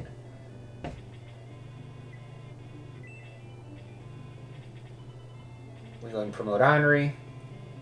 It's worth noting that for Elliot, we actually did not want a crit or double from Peli because we wanted Henri to attack and to level up there. You know, you could manipulate turn orders for Henri to level up before Peli goes and then Peli crit double, but, you know, it works out fine here. This is the first of 2 times we're going to visit Nova this run. We won't visit Nova again until Chapter 8.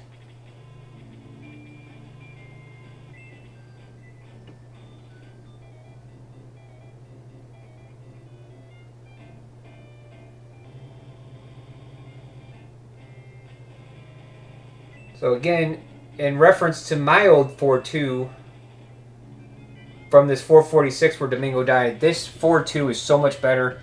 This battle does get a lot of credit to everybody else. I did not come up with any of this. This was all the rest of the Shining Friends improving this battle.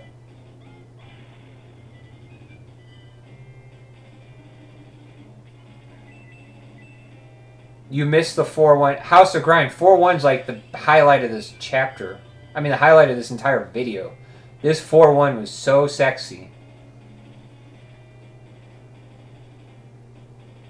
I don't use perfect much, but that 4-1 was pretty close to actually perfect.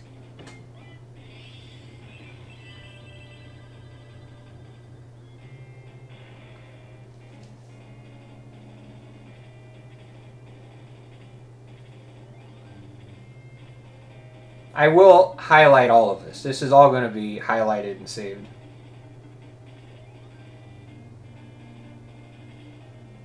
With everything that I just said prefaced, I will say I do think I do this battle slightly differently than what everybody else does, and I think it has more to do with, again, when you have control of everything because you're segmenting constantly, it gives you a little bit more flexibility to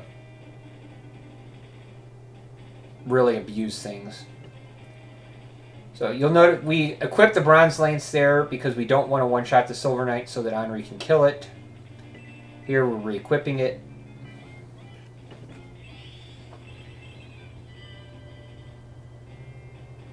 The crit from Domingo, unnecessary. If he had actually killed the Silver Knight, I would have reset it because I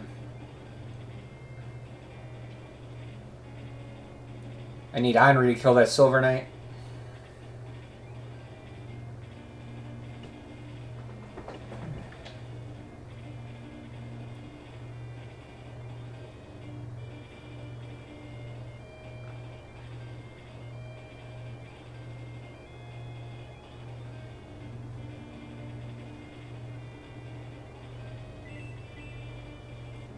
I used to hesitate when to put Max there because the Pegasus Knight can reach him. But when you do the battle like this, the Pegasus Knight will never reach him. One of those things. Alright, Ty, we'll see you in a minute. There you go. Peli doesn't miss. One shots the Pegasus Knight. Very nice. Domingo now kills this Hellhound. This is also a level up. It just so happens that this Domingo is really good to start off with. The only potential level that I would have been worried about manipulating for him would be his level 4 to make sure that he has 21 magic points. But as it turns out, not overly important. And Domingo will actually end up a little over leveled here by the end of the run. So at this point, everything should be pretty standard.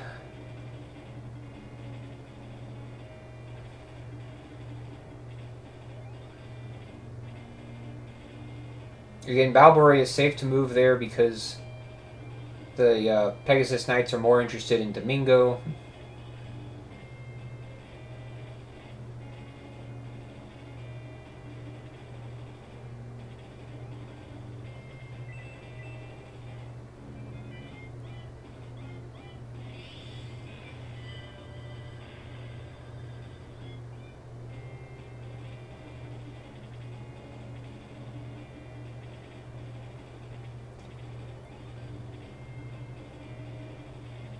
Here, I'm positioning Domingo for this approaching Silver Knight.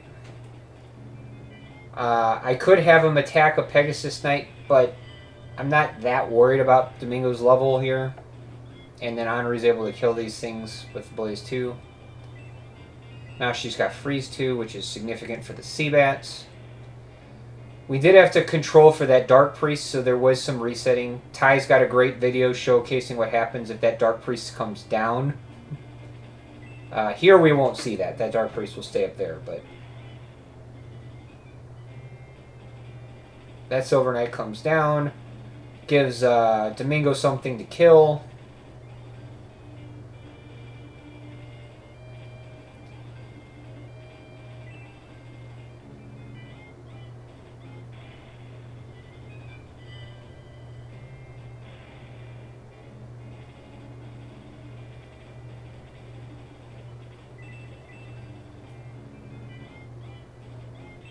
Like I said, all of this should be pretty standard. There's a little bit of flair, a little bit of difference from runners' tastes, but this should look very familiar.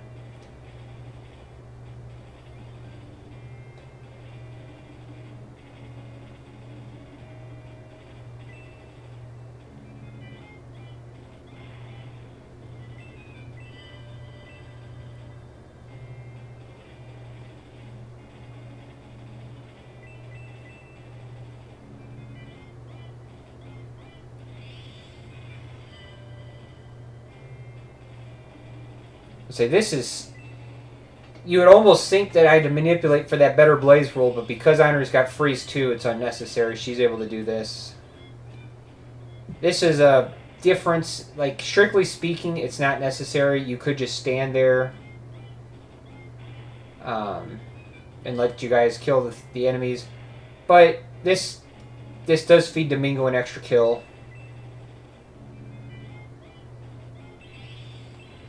You know, he needs enough experience to hit level 4, and where you give it to him can depend from runner to runner. Where it feels natural is the best spots. Alright. So there we go. There's 4-2 done. Now we're going to head into 4-3. Again, another battle. Chapter 4, for me, is so much better now than what I used to do. It was totally... I never bothered to look into Chapter 4 originally. And when I say originally, I mean like 2017. I had never bothered to look into Chapter 4 because Ty and I were still using such different enough strategies, and we were promoting differently. So the fact that he had a faster Chapter 4, I always just chalked it up to the fact that he wasn't promoting the way that I was promoting. So I never bothered to look into it to see that there was, like, literally minutes of time save that were available to me here through the form of a much better 4-1, a much better 4-2, and a much better 4-3. Like, the entire chapter rife with time save, and I was just kind of ignoring all of it because it's like, well, of course his Chapter 4 is faster. He doesn't promote everybody like I do. Stupid. So again, this is just another battle. This is a tribute to what everybody else has helped to come up with. The positionings here are to help form some nice formations. And it's really, really clever how this battle is done.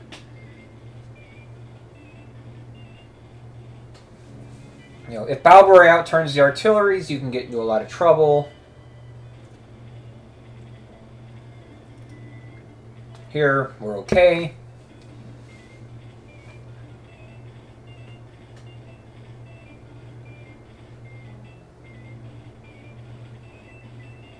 We don't use Blaze 3 because 1, we don't need to use Blaze 3. 2, we don't want to kill the artilleries. We want Einari to kill the artilleries.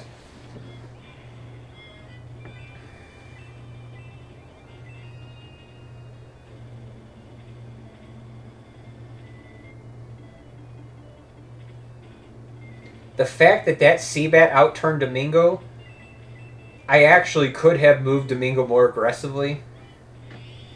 Because normally you need to move...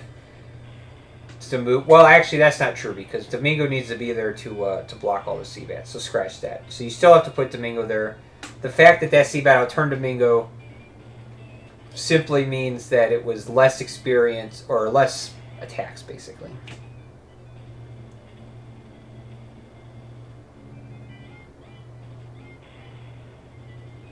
Here, Balbore attacks this Hellhound. For whatever reason, Pele was really struggling to one-shot this thing.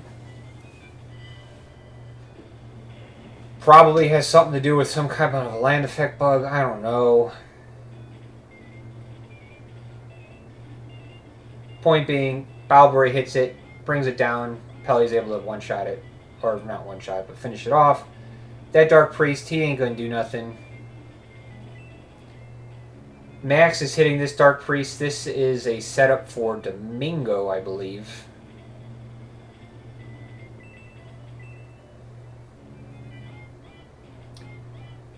How much defense do the Hellhounds have? That's a great question. I'll check, actually. I could pull that up and check.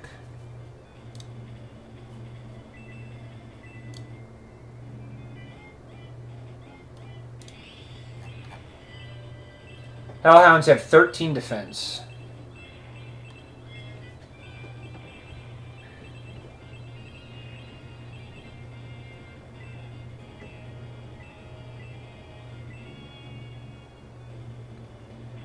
So like, did control for turn orders here so that Domingo wouldn't outturn the mages so that he could actually reach this Dark Priest. And then there we go. So Domingo level 3. At this point, Peli will now boost himself. Oh, actually not. The force size is 6, yes. I could have boosted Peli there, but I didn't because we can't engage this turn anyway, so I basically was just waiting. Now we will boost Peli. Again, the power ring does not crack.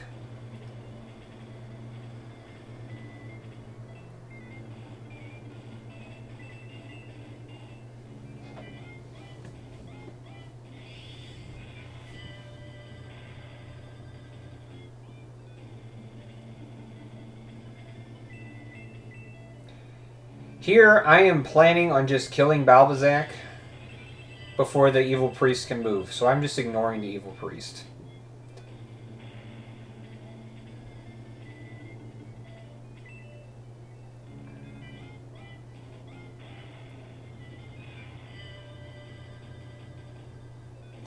That was a happy little accident.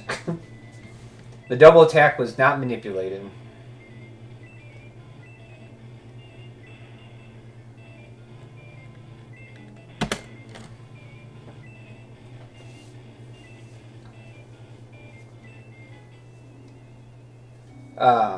The idea was for Balboroy, or the idea was for Domingo, Balboroy, Max, a combination of to bring down Balbazak there.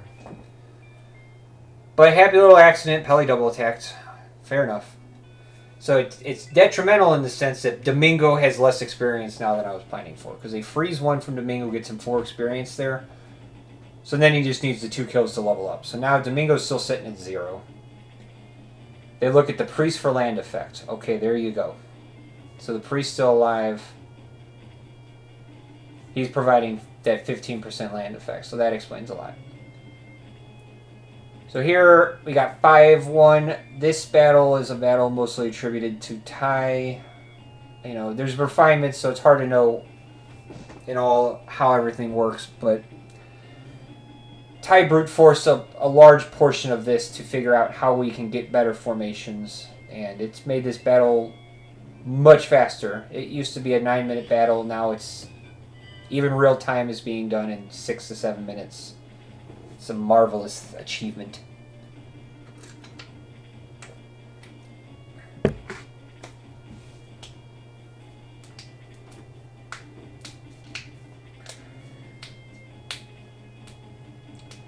Do I know how the game looks at land effect? I've casually looked at it. I have not committed it to memory yet. It's one of those things where I get it, but through most of my experience with this game, it's either like, well, it works or it doesn't work type thing, so I've started picking up and using the terminology more for where it seems to be significant. Just like, for example, 3-1. You know, the Dark Priest providing cover for the Master Mage, like, is an interesting thing that I previously didn't understand the relationship. I only ever observed it happening or not happening, basically.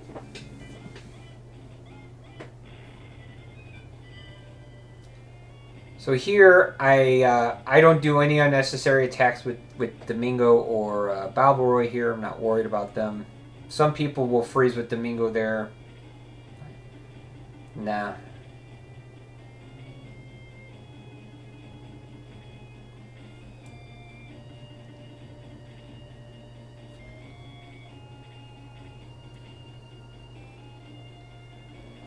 going to put Max there. This will help set up some more formations. The big turn order fix that we're looking for is we're really just looking for Balboroid outturn to Pegasus Knights. I'm still a big fan of positioning Balboroid to pull the Pegasus Knights. The fact that our Blaze was so successful means we can use Blaze 2, little Bob Ross, a little bit of extra time save.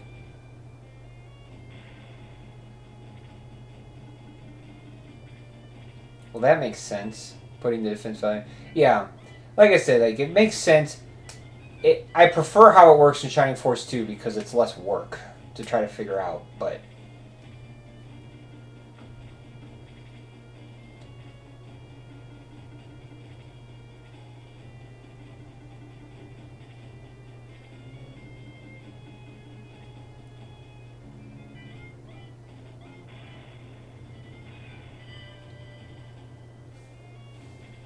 it's not bug. Well, that's what I mean. Like it works as intended.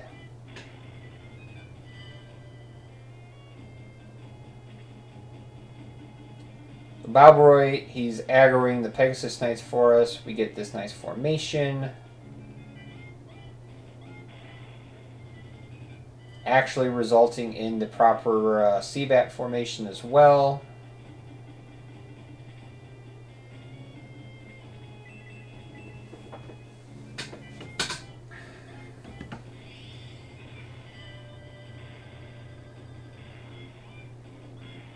I think one of these Seabats is actually going to live. Yeah. Because the damage... So I was paying attention to these damage rolls here, and I noted that Blaze 2 would kill all but one of these enemies. So I opted to leave one of those Seabats alive by going just for a Blaze 2 here.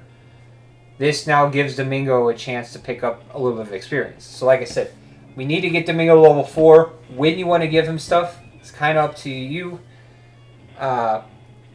Doing so in the least damaging way is always preferred. So in this case, because I had a magnificent Blaze 2 roll, or Blaze 3 roll, I was then able to use Blaze 2 to deliberately leave one of these Seabats alive. I didn't heal Max, didn't need to heal Max.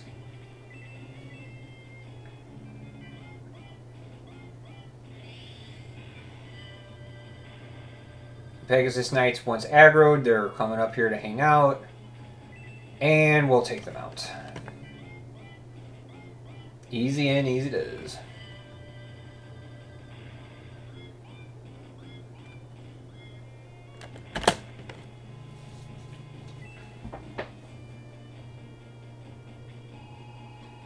So that is sub 6 from the end of Balbazak. That's not even chapter end.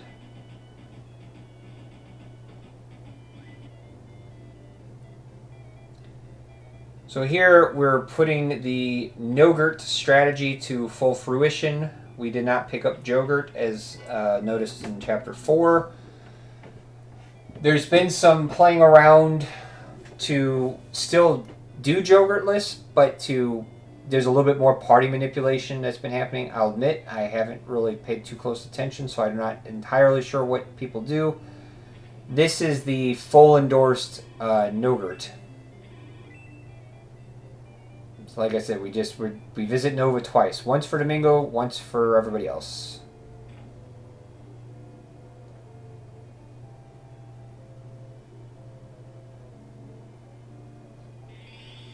Run invalid. Yeah, that's what makes the run invalid. Not the literally hundreds of segments flushed together to make a run. That has nothing to do with it. It's the no Jogurt.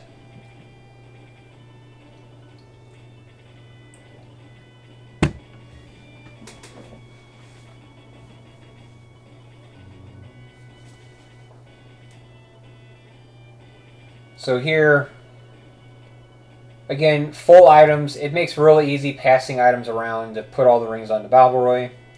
You just notice how crazy that Balbazak time? Yes! Yeah, not just a sub 2 hour Balbazak. It's sub 2 hour by almost 20 minutes.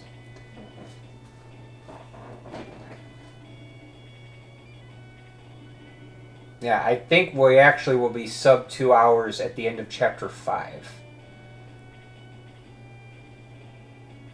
If this game is even beatable with all the Jogurts?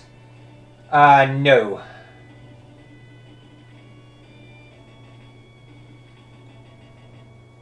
The Dark Dragon, Center Dark Dragon Head always uses Demon Breath and would kill Jogurt instantly. Nothing wrong with this. You're not doing RTA. Exactly. No, this is a show. This is a run showcase.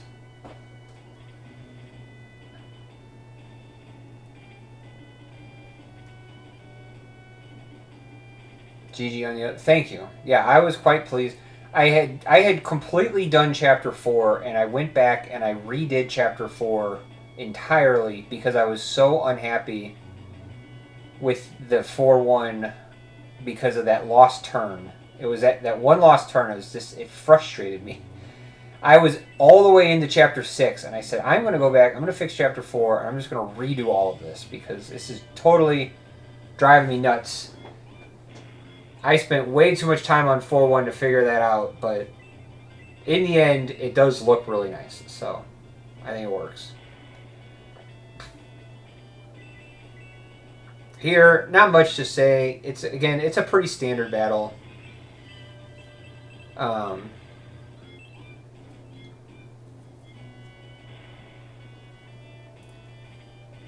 Balbori's going to move up, and he's going to power ring, and it's not going to crack.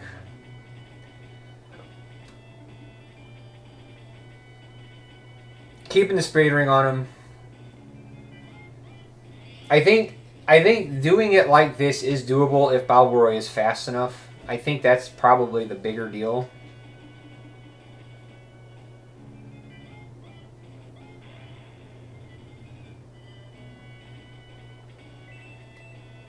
This Seabat coming over was unplanned, but happy little accident.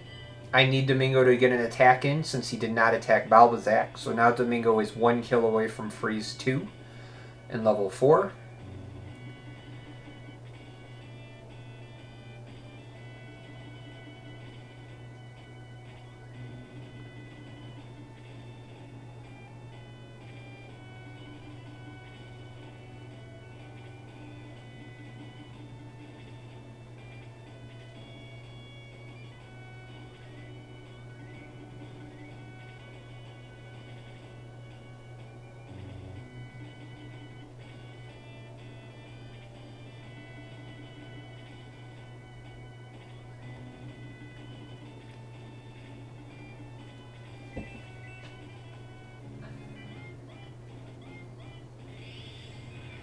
Here, we want to see Balbori move quickly, but we also want to get Henri another kill. I believe this is her level 5. Yeah. So we've got freeze 3.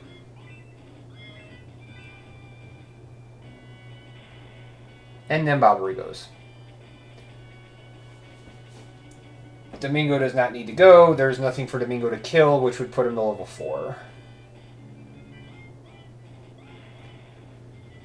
Not 100% if Balbori needs to have the power ring for the Master Mage, but since Balbori needs the power ring for the next battle anyway, no harm in just equipping it now.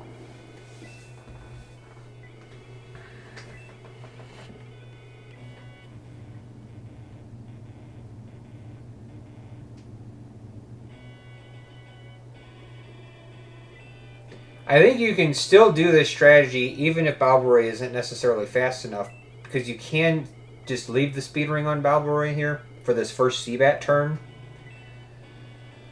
It's preferred to not have the speed ring on Balbori because you'd rather have it on Peli, because him going before the Conscious is significant, but it's hard to say. This is also something, while I've done it a few times like this, I haven't done a whole lot of real-time playing with it.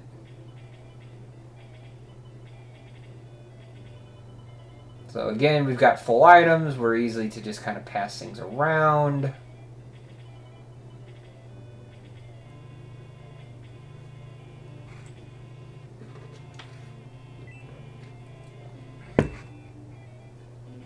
mobility ring on Domingo, speed ring on Peli.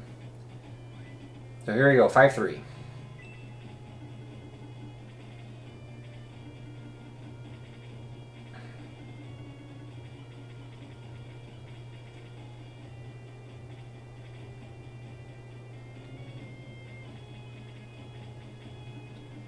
Domingo reaches that box there, and this Seabat on the left, this is who we're watching. We need Balboa to outturn that Seabat.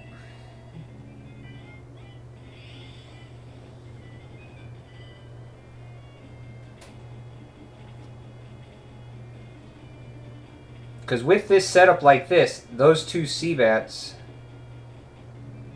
the two on the right, will make a two-man formation still. It's that third one who would fly up further to where Balboa currently is. You can see by putting Balboa there, we're going to force the three-man still. And you might be wondering, how are you going to kill the Seabats without Domingo? And the plan is we're not going to use Domingo, we're going to use our mages. Domingo has a different assignment.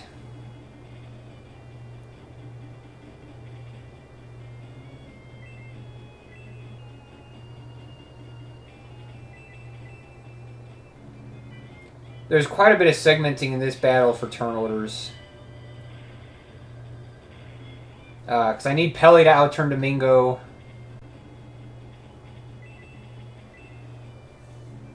This one in particular, I did roll for Blaze 3 and Blaze 2.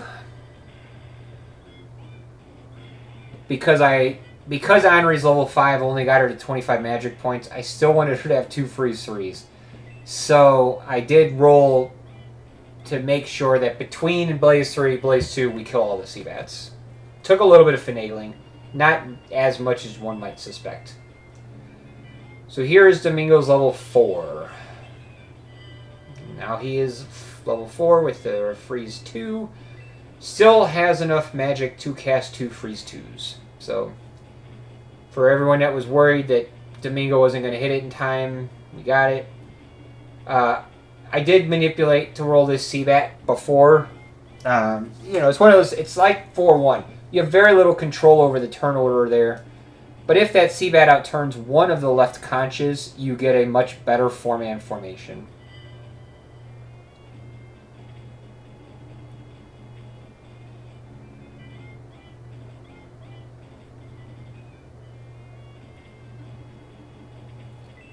Now Balboa will start the process of picking off all of these enemies, while everybody down below is going to get AoE'd to death. And by getting Peli down far enough, get all 4 conches to move. This seems really significant to me because it cuts out that awkward animation spawning in. You don't have to see it a third time.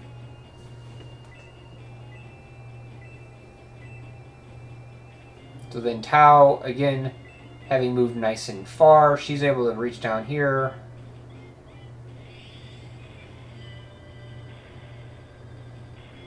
You'll notice we're doing Blaze 2. Still leaves her with 2 Blaze 3s. We only needed a Blaze 2 because Henri got freeze 3.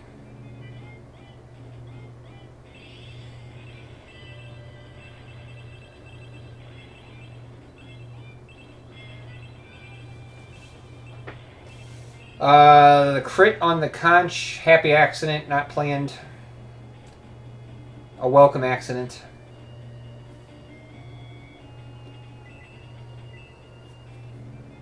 When I say welcome accident, I truly do mean a very welcome accident because it sets up this Domingo. This was one of those things where it was like, it was so nice to happen. Even though I wasn't trying to get it to happen, I was like, wow, oh, this is super nice. Sets up a nice freeze for Domingo.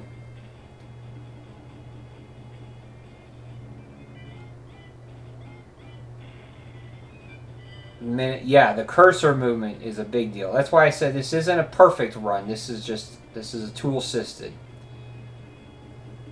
So because it played out the way that it played out here, we're putting Peli over here to take out this Pegasus Knight.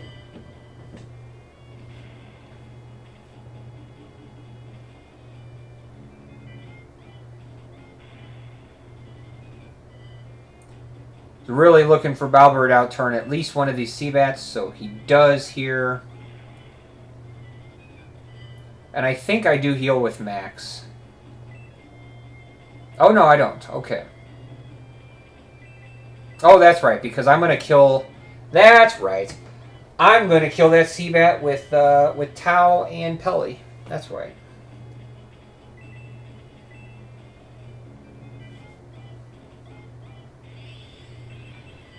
A change. See, so this here definitely a shop to turn order. I did this one. I won't lie. I needed. It's like I want Honor to go, and then I need that shellfish to go before Domingo. I won't lie. I shot for that turn order. It was necessary.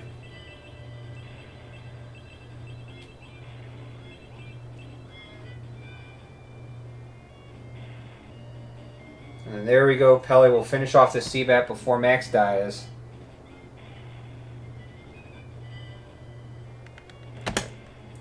Two hours flat. It's still not the end of Chapter 5, but...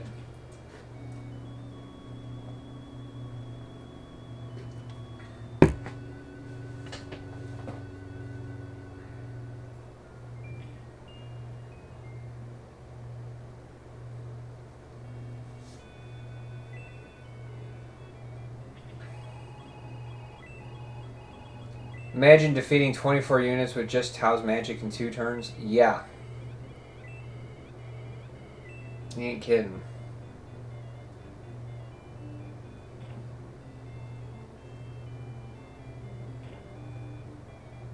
Now that was a 7:20 5-3 battle. It used to be 10 minutes. Admittedly, we got a lot of good things in that battle. So, but the structure is there. You can, like I said, you can still see the structure of how it's supposed to go, and we're still doing it. That was just a battle done amazingly well because, again, we're tassing it through. We're getting a lot of assistance from save states and whatnot.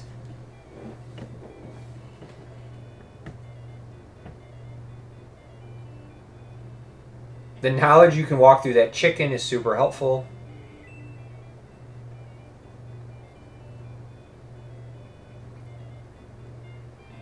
Here, Chapter 6, there's not a whole lot to say about Chapter 6, really.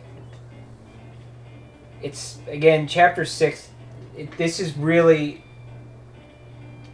just going to look like the best executed Chapter 6 you've ever seen. That's all.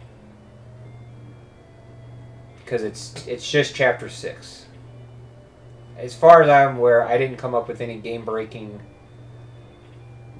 effects or movements. Not the way that I did, like, 1-4.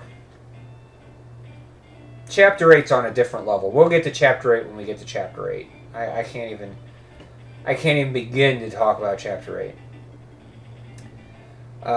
There, we dropped the sword with Max, the middle sword, because we need him to be able to pick up the halberd. Tau misses out on casting magic because no Jogurt means Tau is not in the correct spot to reach these artillery. Not a big deal. So, Henri uses Freeze 3 to wipe out those artillery so that they don't move.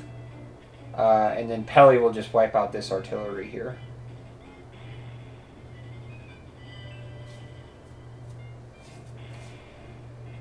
Now, Henri could have used something else for Domingo, but again, you're going to see Domingo's going to be fine. He's going to have plenty of experience. The fact that we're denying him a lot along the way here, it's just, he'll be fine. Don't worry about Domingo. Pelly still has the speed ring. He's going to give it here to Balboroy.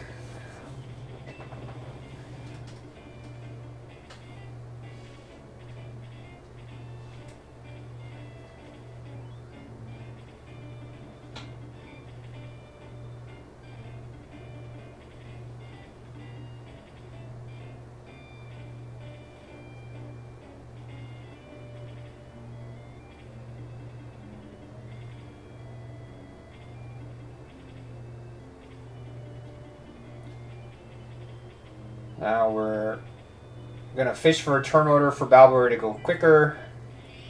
Powering to, again, not crack.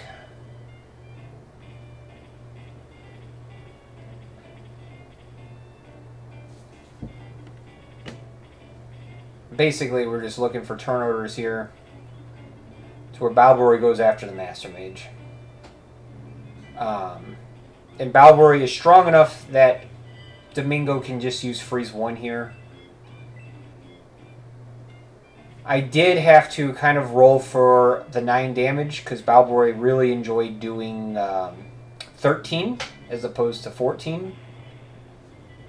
So, you know, in real play, you just use freeze 2. You know, in real play, just use freeze 2. Here, we're able to cheese it a little bit. Just use freeze 1, save a little bit of time.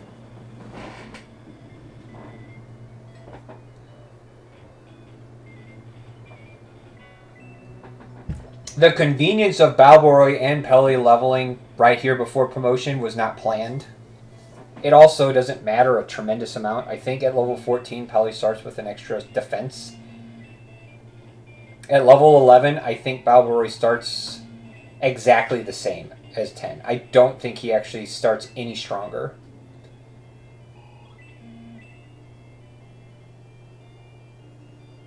So you'll have noticed we skipped the first shower of cure.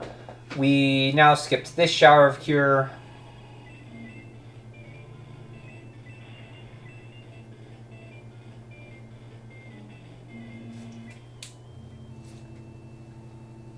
We got our Dragon. He will keep the bench warm, literally.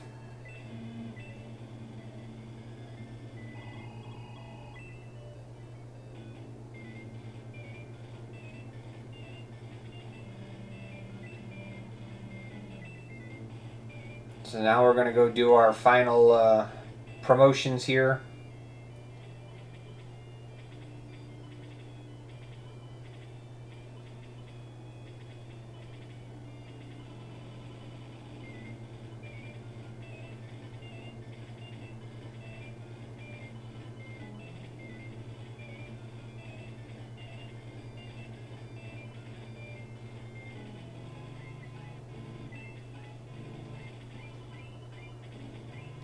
Did have to do a little bit of item management there. Pele needs the powering. I'll be honest, I don't actually think Pele needs the powering specifically to pull off this battle. You just have to get some better magic rolls if you don't have Pele equipped with that extra 4 damage. But it, you know, it's one of those things. It's like it's not that big a deal to just give Pele the powering, and then have him give back to Balboa. So go ahead and promote. Now we've got our Paladin, we've got our Bird Warrior, or our, technically I think he's a Sky Lord or Sky Warrior or something. Sky Warrior, I think. Otherwise, this battle, again, is pretty standard 6-2.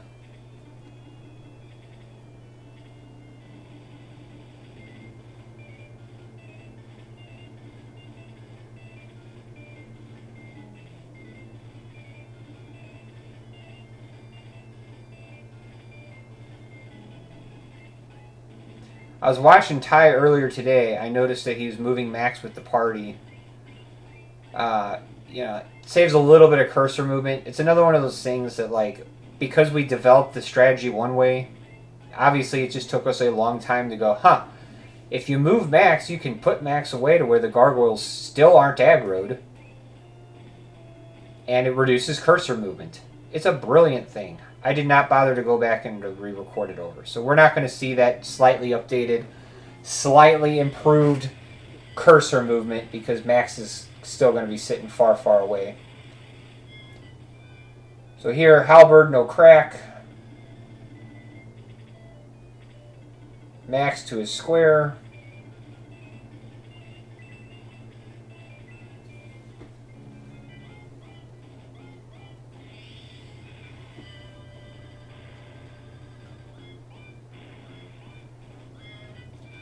High Priest went before Pele. That way we could not only avoid the heal, but we could get rid of it.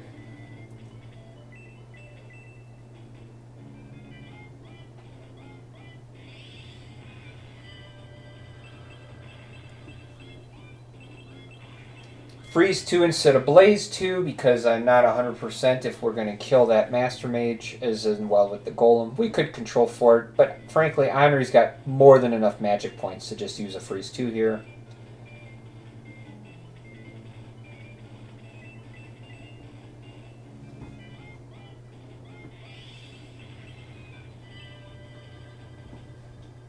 We've got the one Golem that's damaged. Pele still does have the spear equipped, so take out the Master Mage. We could use the Halberd here, but that Golem is something Domingo can kill while still getting into position.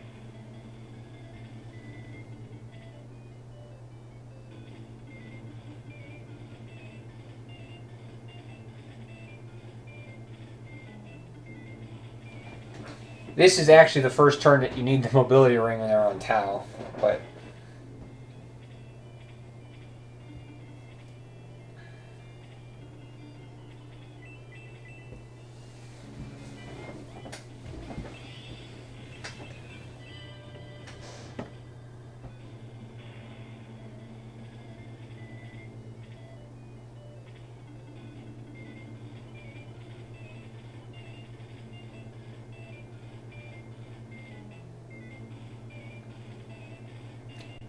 with Pele's out turn there, that's why like moving Max probably does help, but it's hard to know how much the cursor movements are still impacted because you still can get some weird shenanigans here.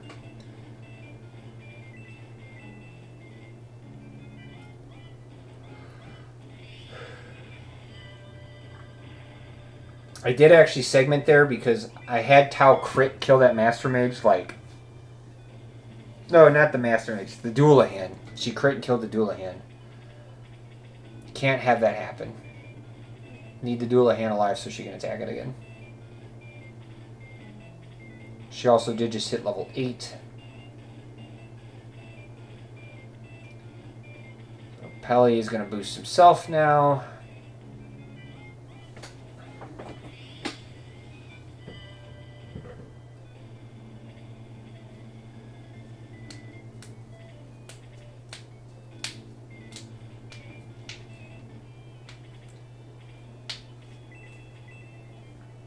Luckily, Tau had just enough magic. We're going to get a Blaze here, and then we'll still have one more Blaze 3 for Kayn.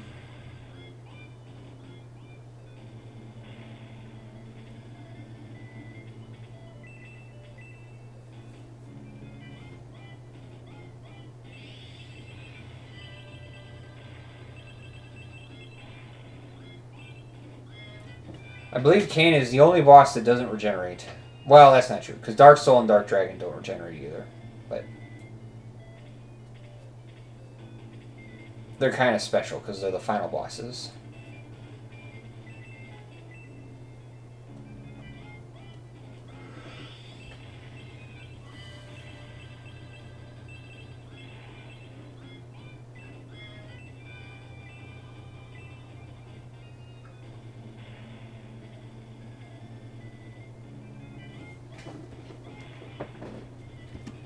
It's a big hit.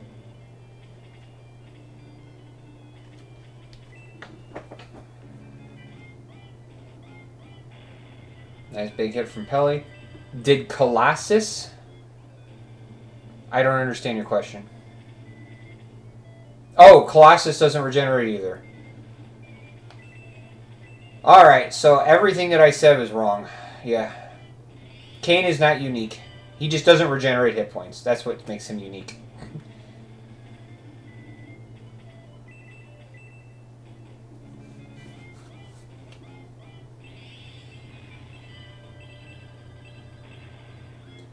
So here, so this, you can see where the powering difference can matter. The extra damage from the powering does set Domingo up to kill Kayn. Without that powering damage, it would be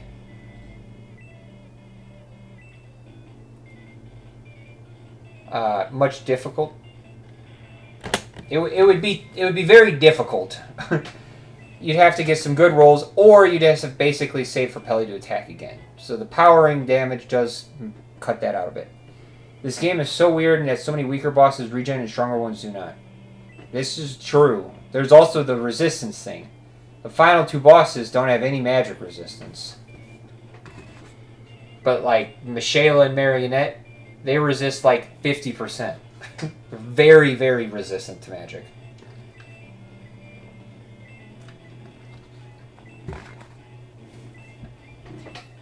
Kain also does have the High Priest to compensate for the fact he doesn't regenerate. And actually, Dark Soul technically has a High Priest also, but he's not. Doesn't start right next to you. So even with promotions, we still gold splitted. Very, very nice. Get the broadsword. As much as I want to say we could skip the broadsword, Balboroy 100% needs the broadsword to kill these Belials. Steel sword is just not strong enough, even with a early promoted, very strong Balboroy. It's just not enough. So, need the broadsword. Zeon is 0% elemental. Yeah. But he's on like a weird land effect. Like, he's not 0% land effect, I don't think. I think he's on a 25 or something weird. I don't exactly remember off the top of my head, but you would think he'd be on a 0% land effect, but I believe he's not.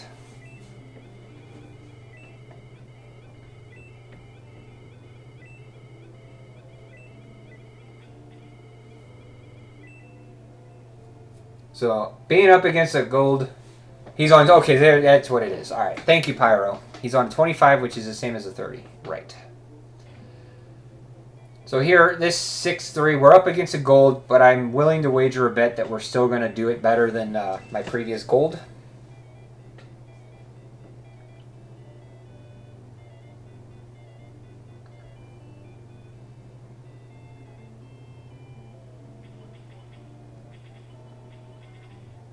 Alright, so we're going to give Balboroy back his power ring. That's it. That was the only thing necessary. You'll note Max still does have the broadsword. I didn't really have a good way of giving the broadsword to Mac or to Balboroy without doing double cursor movements. So what I opted for instead was to just give the power ring to Balboroy and then make sure that Balboroy outturns Max so that Max can just hand him the broadsword in battle.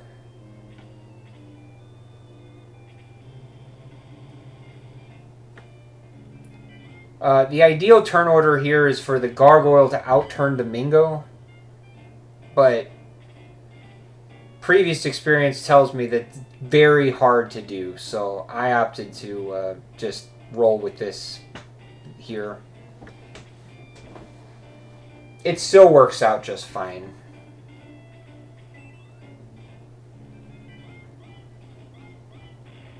We don't kill it, because we don't want to kill it.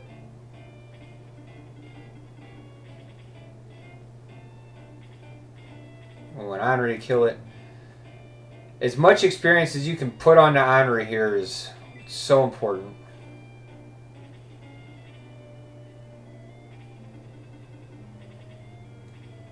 Here, Henri outturning Domingo, pretty critically important.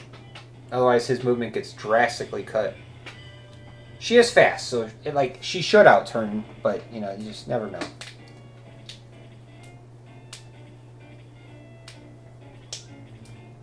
I don't believe the speed ring is equipped. I believe I'm going to equip the speed ring on this turn here with Domingo.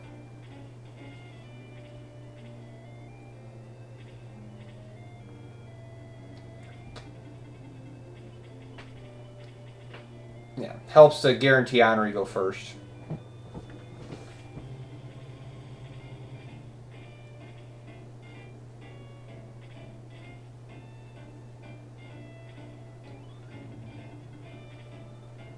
Have this nice little threading. My Domingo is in a lot better situation. If you recall previously, in a previous attempt to do this, I had to roll for Domingo to...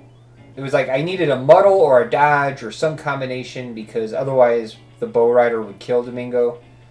Well, our Domingo is substantially better here now, so not a concern from this bow rider. Balboroy go ahead and boost himself.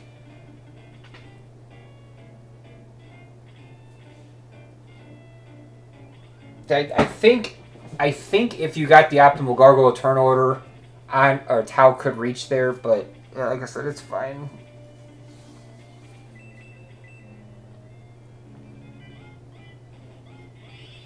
what we end up doing is we position Domingo here as opposed to moving him entirely forward because of the way that the golem moves.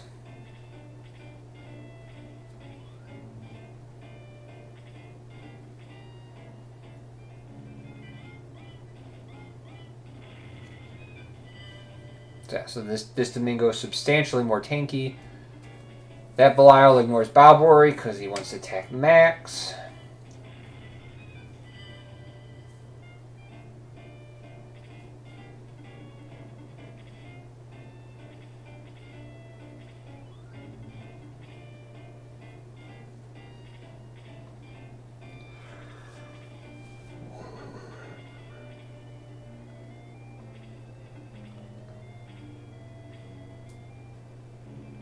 Always scary.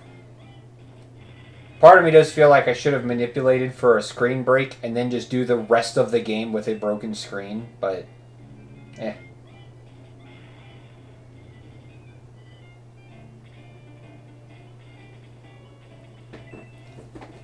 So that here we wanted Max to hit the Belial, now we don't want the Halberd to crack.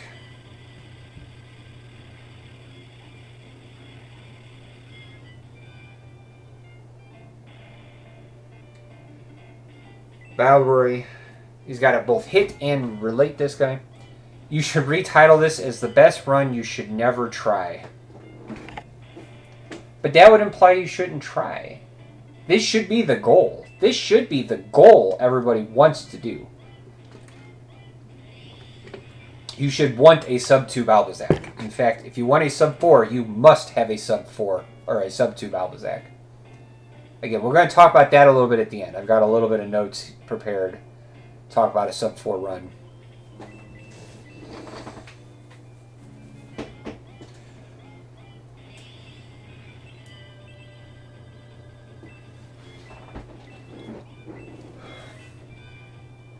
I don't feel like these stats are reliable to incorporate into the run. Most of these stats are just normal strats, just perfectly executed. There's only been 1-4 is the only battle so far that I don't recommend anyone trying to do this strategy for real time. Doing Nogurt the way that I'm doing Nogurt with delayed Peli and delayed Balboroy promotions, I think those are real time viable. I think it works out just fine. I think it sets up for a better 5-3.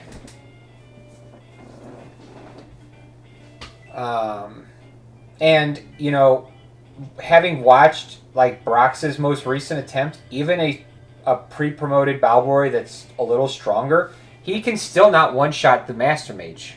So, the fact that this Balbori is level, is a fresh level 1, it's still a roll to kill that Master Mage. So, unless you promote your Balbori early and he gets a big level 2 attack level up, it's still going to be a roll. Like, you're not guaranteed to get that. So, I say just delay it. So with this Gargoyle, we did do a little bit of finagling there. Basically, between Blaze 2 and Freeze 1, I wanted to kill the Gargoyle to save some magic points. That's all I did.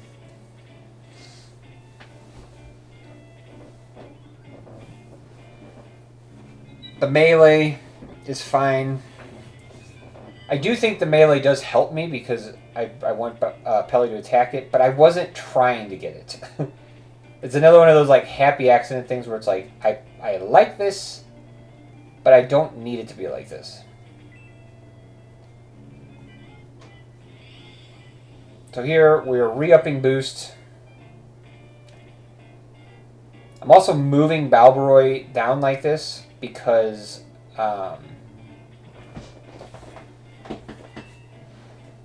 it frees the High Priest to start moving to the right. I redid this battle quite a few times because I was trying to cut out some of the dead space, some of the dead turns of movement.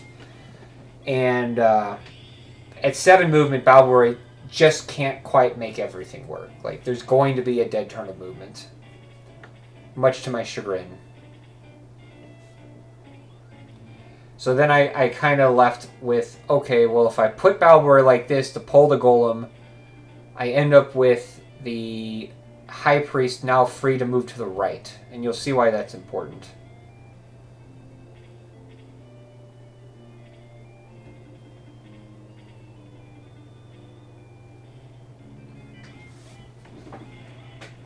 I was having flashbacks. If Brox is still around, I hope he was having flashbacks to to the old 446 where that High Priest doubled and killed Domingo.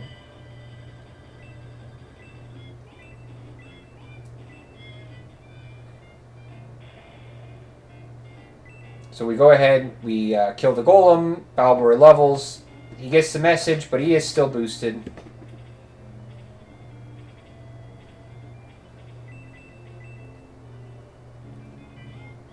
Here, while seemingly insane, this does work because Pele is slow. Because we freshly promoted Pele and he's still slow, we're aiming for this Golem to outturn here, which still gives us access to a two-man formation,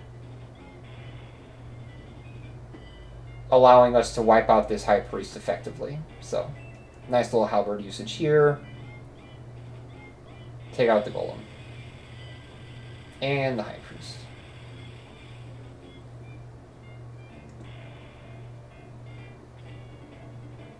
So see, Balbor, this is what I'm talking about. So Balbor is one space off being able to not have this dead turn. And as try as I might, I could not get it to work. And having the mobility ring on somebody else is just more important. So it's just one of those things like, you're just going to have a dead turn of movement. Nothing I can do about it. I looked at this battle. I did this battle 3 extra times trying to get it to happen, and I couldn't get it to happen.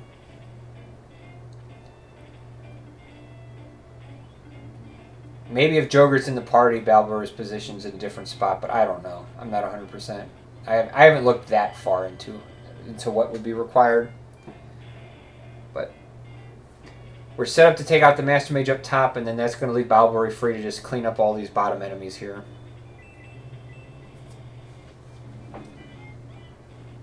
And I previously used a Blaze 2 with Tau, anticipating I needed more magic. It ends up that this works here just like that. For you, you're boosting on the dead turn.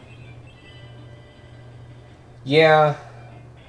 There was still another dead turn, though, to be boosted. I played around with trying to manipulate the pull the Master Mage. I just couldn't get it to work.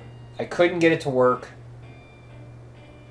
I even was playing around with like Balbor tanking a freeze 2, and I still just couldn't get a consistent strategy that I was happy with. So this is the final result. The point being here that this High Priest has pulled himself far enough to the right that once Balbor kills this Master Mage, he can reach the High Priest.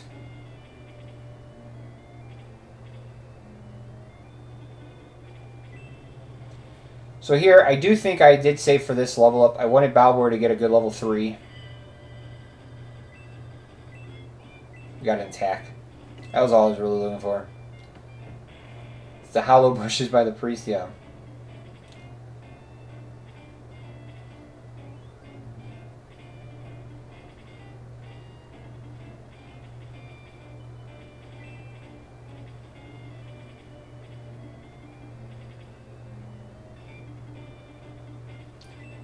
We want to one-shot this High Priest. Oh no, I know how to pull him. Like I said, I couldn't get it to work in a way that I was satisfied with. That's what I meant. Like when I said I couldn't get it to work, I couldn't get it to go in a way that I was happy. I was able to pull the mage. I didn't have any problem with that. So here we're feeding Domingo a couple more healing seeds. Balbor is going to clean up this Bow Rider. To wrap up the longest battle. Even with all the improvement, it's still a terribly long battle. There's just nothing we can do about this battle. It's just slow. It's just slow, and I don't like it. Alright. So Max gives Domingo his last healing seed, or rather Domingo's last seed, so Domingo now has 3. Henri will drop her power staff to free up an extra slot. Max will drop a sword to free up an extra slot. I think Balbori will end up dropping a bronze lance because he's full. You pull the golem, kill bow rider, kill priest, move the mage business.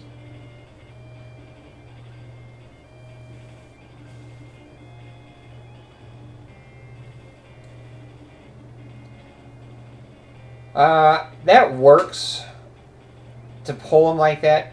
The issue that I have is that if you're killing anything within range of the priest, you are still putting yourself at risk for the priest moving and attacking.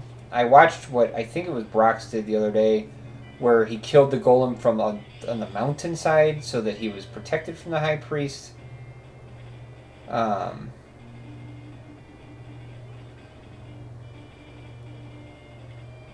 But I don't know. It's one of those things. Like like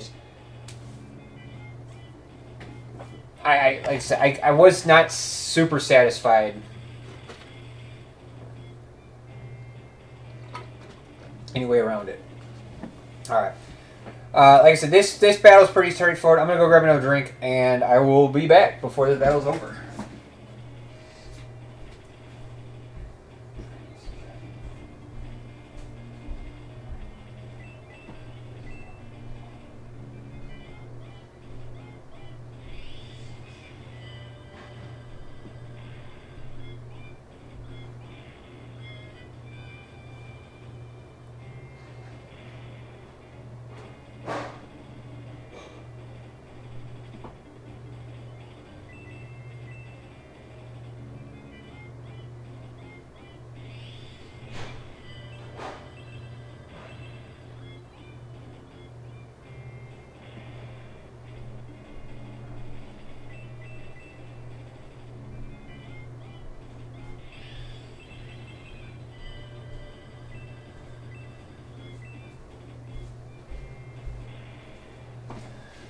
Alright. That priest has ended runs. That priest, the two high priests in 6-3 have probably ended. When you think about runs that die, that make it through Chapter 2, the high priest have probably ended more runs than almost any other spot. In one way or another. It's quite sad, actually.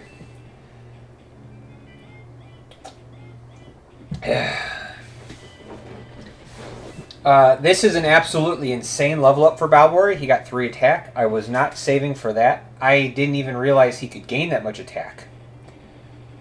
So that's now 5 attack that Balbori has gained.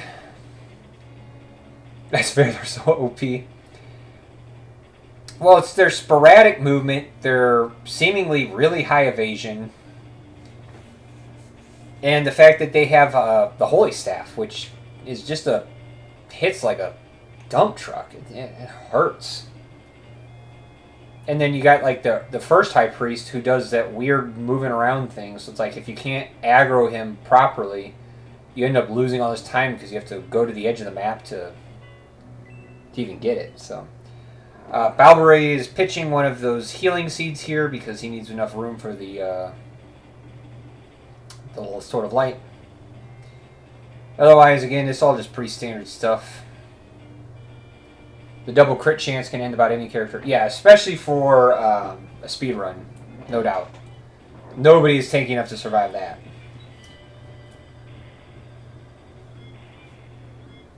So here, this is how I kind of roll around with this battle.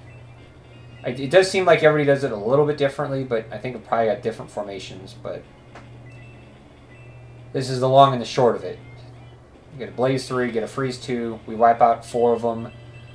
Henri's not able to reach yet, but the mage is fast. He'll outturn, so it's going to set up a nice little kill opportunity for Henri. Again, we're just any opportunity we can put experience on the Henri to reduce how slow we have to take 8-1 is all the difference in the world.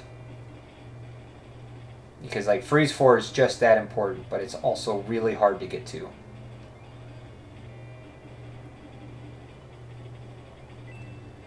So Balbori, he is now free to boost himself. He will just remain boosted for the rest of the run, or rather the rest of the battle. Peli with the Power Spear equipped still. Able to hit that mage.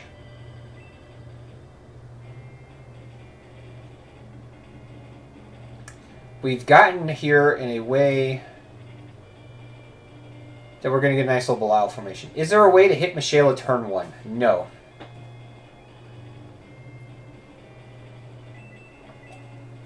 There's a way to hit Mishaela on turn 2. It's not feasible for real-time play. And there's a way to snipe Mishaela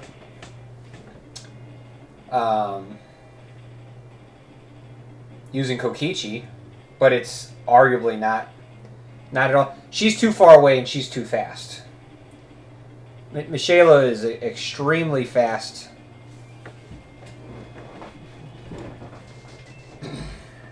So, no, not really. And she regenerates, so it wouldn't do a lot of good anyway. So here, we've equipped Peli, we've boosted Peli, so we got all of our boosts out of the way.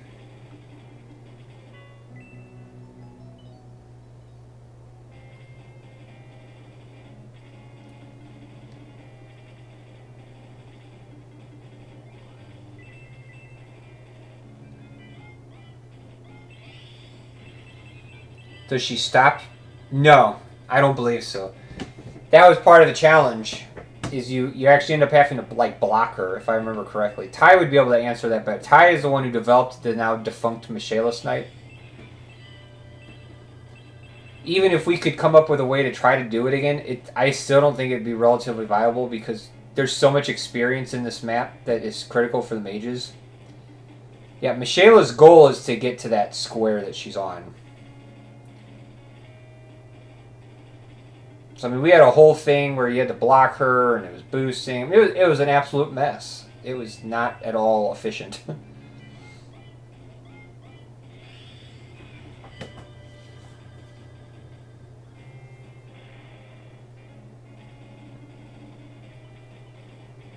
Alright, so Anri is finally parting ways with her staff. To pick up 2 items that... I think I do actually use the White Ring 1 time, but I don't actually end up using the Shower of Cure. I was planning on using the Shower of Cure. It just ended up that I was able to figure out how to do battle without needing the Shower of Cure. But we'll talk about that in Chapter 8.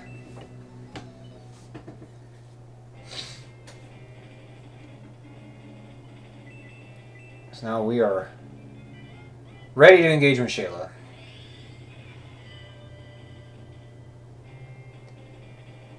A manipulated Mishaela to not cast Bolt 2 is the best, but I didn't want to bother trying to fish for it. It seems very tough to get her to not cast Bolt 2. I did not cast Freeze with Domingo. It was not necessary.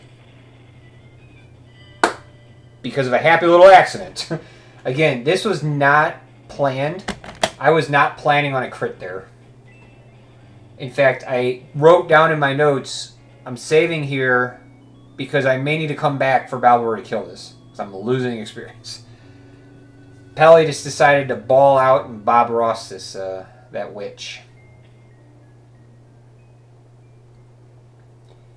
It saves like 10 seconds. Again, the crit there, when the characters are going back to back, like with Marionette, with Mishaela, you've got your boosted heroes, they're going back to back.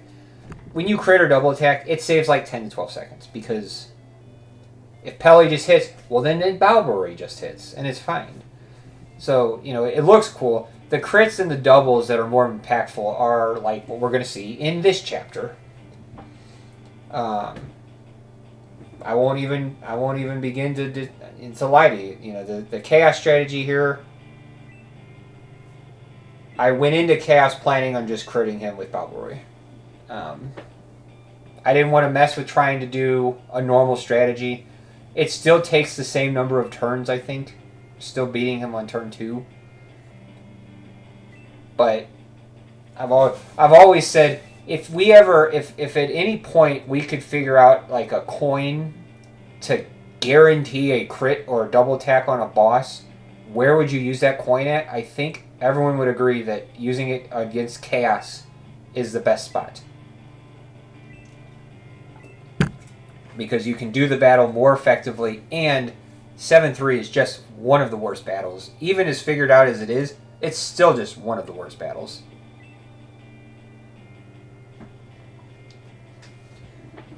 So, we're fully planning on cheesing Chaos. On Colossus? No, I don't think so.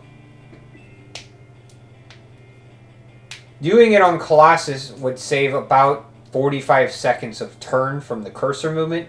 Using it on Chaos allows you to do the battle in a completely different way that's also safer.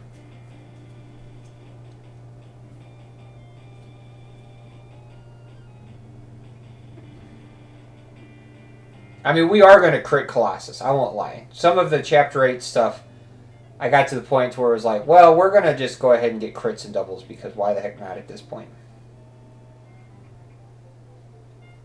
And mostly in those cases, again, it was because it actually made a difference in the overall battle. Like, by being able to do it this way, able to cut this or not do this or whatever. And frankly, when we're in Chapter 8 and we're at 3 hours, it's like, well, it's okay if I crit a boss, because this is the time that no one is ever going to be at. I mean, we're at 2 hours, 37 minutes, and we're in Chapter 7 already. Like, this is unheard of.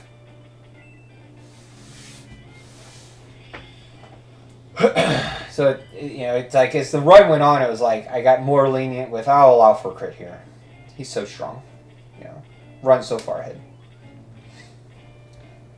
So here, we're boosting Balber to get the boost out of the way. I had to do a little bit of turn order manipulation to make sure Domingo out-turns Henri.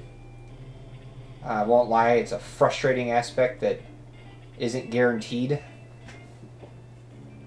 If Henri out-turns Domingo, she doesn't reach this Belial. You can see now Domingo's level 9, so experience never an issue on Domingo. Still plenty healthy on his experience.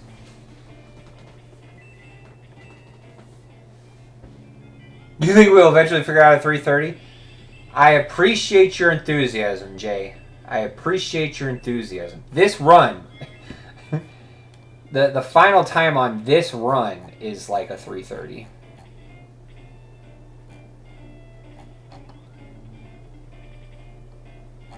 Yeah, I appreciate your enthusiasm. Yeah, the final time here is going to be around 3.5 hours.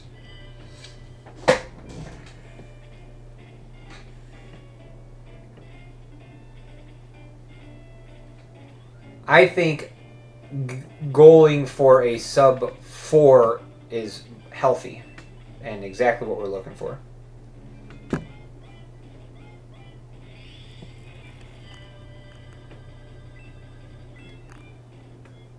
If this is history, we've barely invented radios.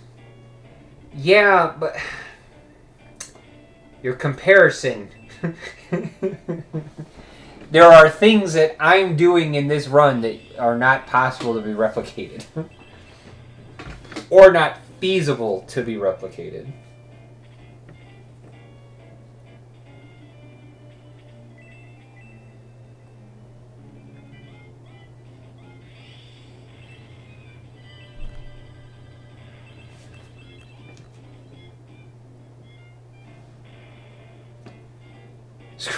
Screw the sub, let's watch the Tassia sub 2. That's true.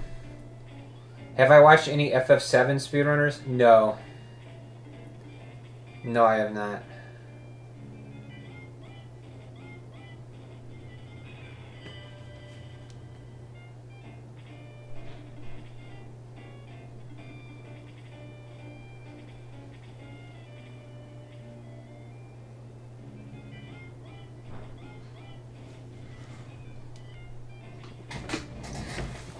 I'll be right back.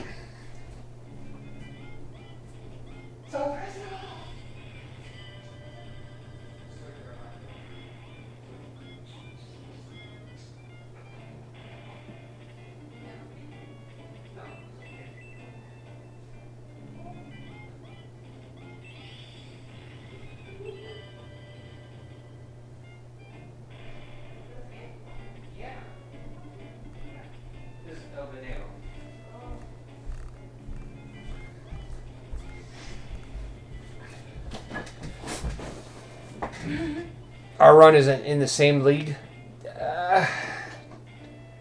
That's true, but you're talking about a different game also. There's a lot in this game that we can't control for. The fact that we've made the run as good as we've made it, I think, is a testament to, just dedication, really.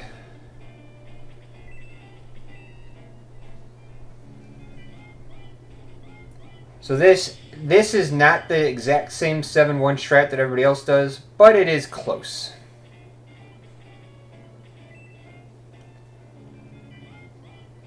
This is basically like a modified version. That's just tough.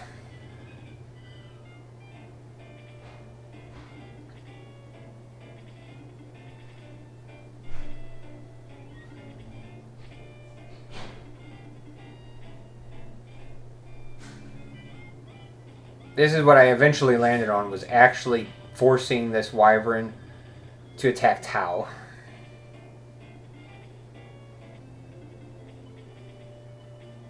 So we are unable to reach that final torch eye with the evil ring, but it works out. We've got a boosted Balboroy still.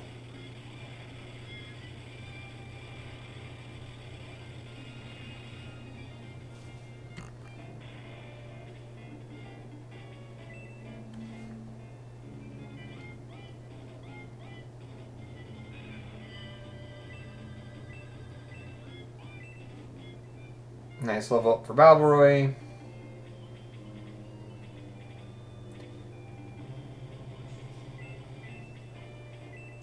Max dropping his sword to make room for the Turbo Pepper. Tau blazing the torch eyes because I wasn't 100% if Blaze 3 would kill the wyverns. It probably does, but it's fine either way, as you can see here. I don't think the wyverns resist Blaze. I don't remember. I remember there's something weird about the wyverns and Blaze, but it works out fine to do it like this. Domingo is over-leveled like crazy. You think RNG can be manipulated? Can't be manipulated, but it can be read. Well, I feel like I remember Ty saying that he was trying to actually play with like an RNG reader, where he was trying to, in real time, read the RNG, and he was still finding it to be impossible.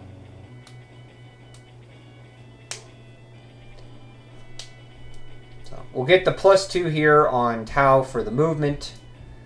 Balboroy is so slow that I don't bother giving him the speed ring because he's not going to outturn any enemies.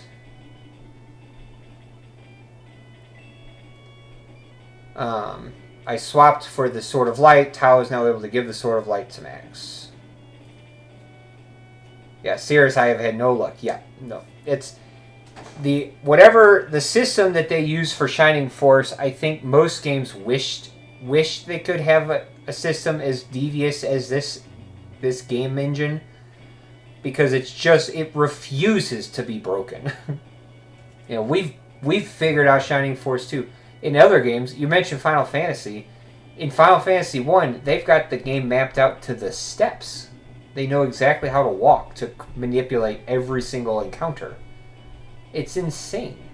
But they figured out the game engine. This game refuses to be figured out.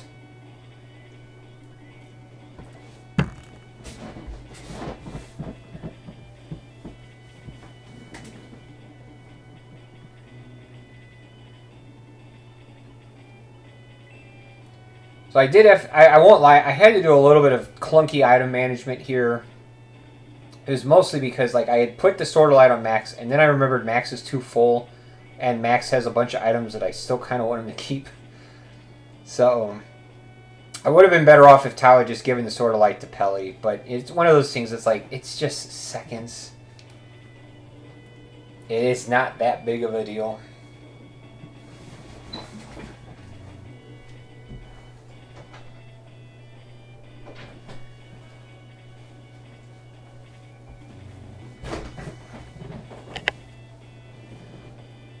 I think Balbori has about 20 speed at this point, give or take. So it's like we'll see here because actually we won't see here. We'll see it later. But yeah, Balbori, he's not fast enough that the speed ring is going to make any difference in outturning even a single enemy. So I elect to just keep the speed ring where it is and not worry about it.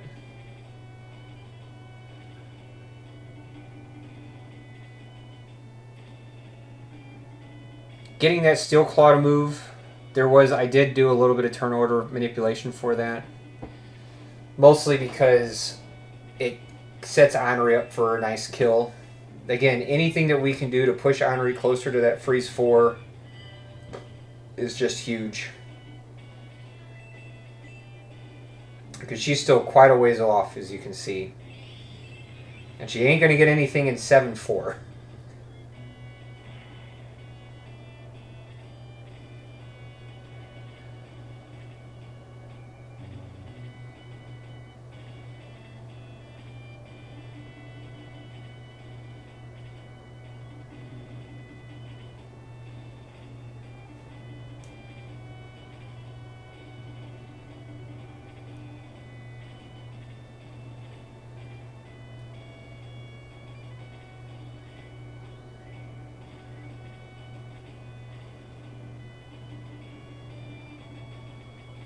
Yeah, he has exactly 20 speed. So yes, there's a 24 speed Balbor with speed ring ain't gonna make any difference.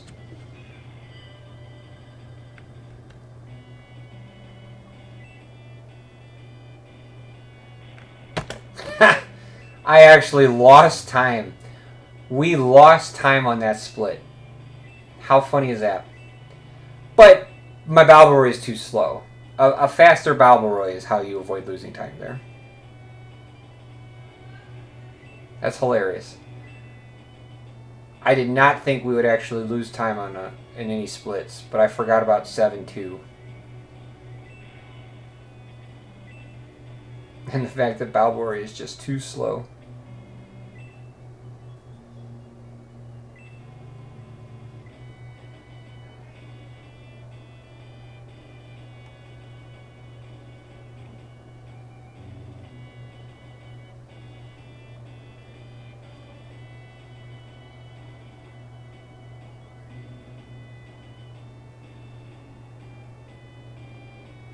So that now makes three splits that we didn't gold then.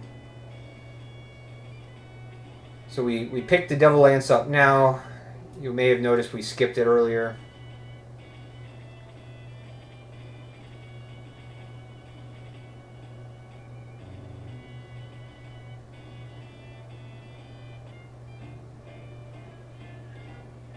Here, I'm going to leave everything where it is in place in terms of the rings.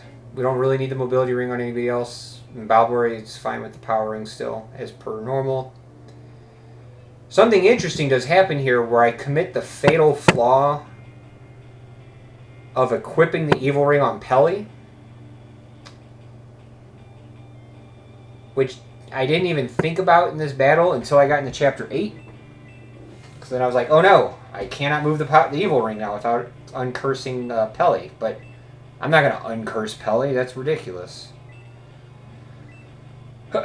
So you'll see how we adjust in Chapter 8.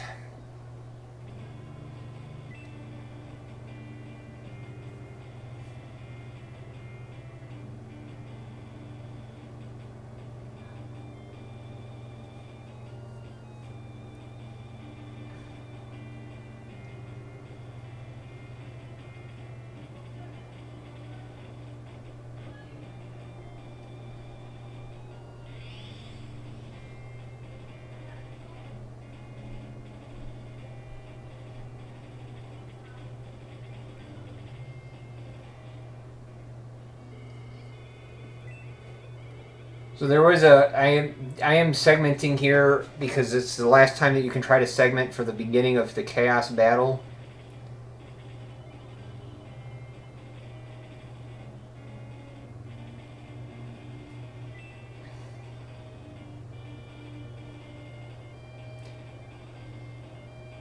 Just remember that broadsword on max, because my god, it caused me so much grief. I can't even begin to tell you why.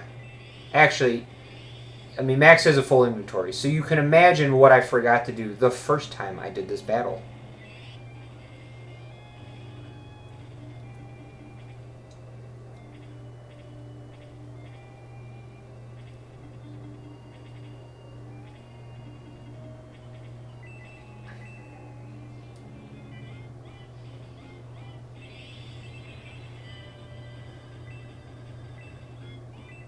I also, at this point, had forgotten to equip the white ring on max.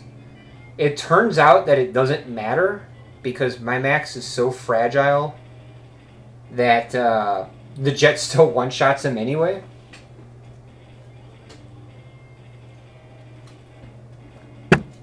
Lesson learned.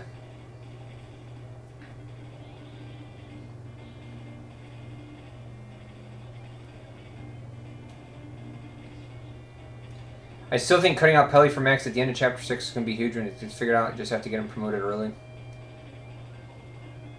I appreciate your enthusiasm, Jay. But as the most recent member who abandoned the promoted max route, I think you're just... Unfortunately, I think you're wasting your time. I don't think...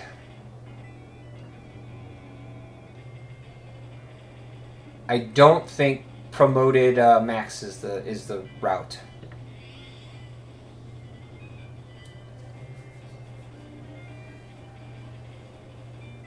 So here, we got Devil Lance, Evil Ring. There's my faux pas. I'm cursing Peli to forever hold those items. I can't give away the Evil Ring. I also did equip the dark sword now. I did that because I knew how often I was going to be resetting, and I didn't want to have to re-equip the dark sword every single time. So I just wanted to equip it now. So here, the white ring makes its one appearance to heal Henri. And you'll notice I discarded the broadsword. I did this whole battle, forgot to discard the broadsword, and went and tried to pick up the Chaos Breaker, and I couldn't. I had to redo the whole thing. It drove me absolutely insane. As Wise Man once said so. I mean, you're free to work on it. It's just the problem. The Sword of Light, while an awesome weapon, max starts really in bad positions to try to even make use of it. So it just really doesn't pan out nearly as much as you would hope so. And you gotta have a really strong max to avoid being killed off by Dark Dragon, because Dark Dragon hurts. Even a melee attack from Dark Dragon hurts.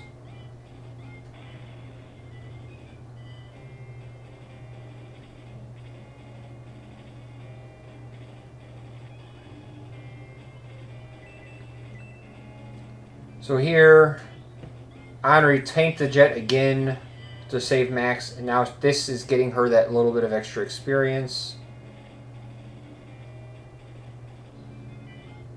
This is like the most chaotic way to do this battle, I won't lie. But again, this was a pre-planned in advance. I'm going to cash in my double attack crit coin. So we're going to get through this battle without adding anybody, without anybody dying. That was the goal. Because previously, I couldn't do this battle without bringing Musashi in. So...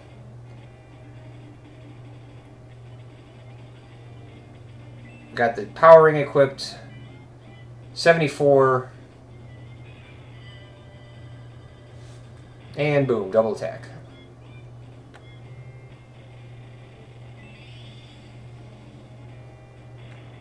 It looks so nice when it's done like that, but my god, I can't even begin to... That was the worst, resetting for Chaos.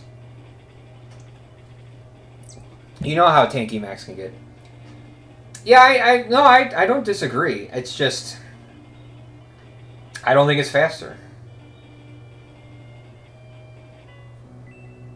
So many of the battles that you could use a promoted Max for, you can also just use other characters for. Like Balbori flying around and sniping things. Killing things with magic.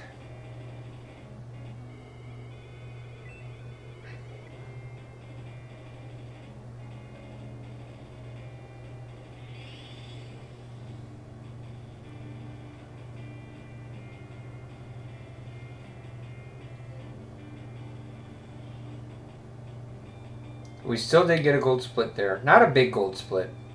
And that was also with, even though I was planning on using a double or a crit from Balboa to kill Chaos there, I don't feel that bad because it's like I said, you can pull Chaos on turn 1 / pull him on turn 2, kill him on turn 2. It is doable. But I didn't feel like messing around with that, and I didn't want to have to put anyone in my party yet because I wanted to just visit Nova one more time.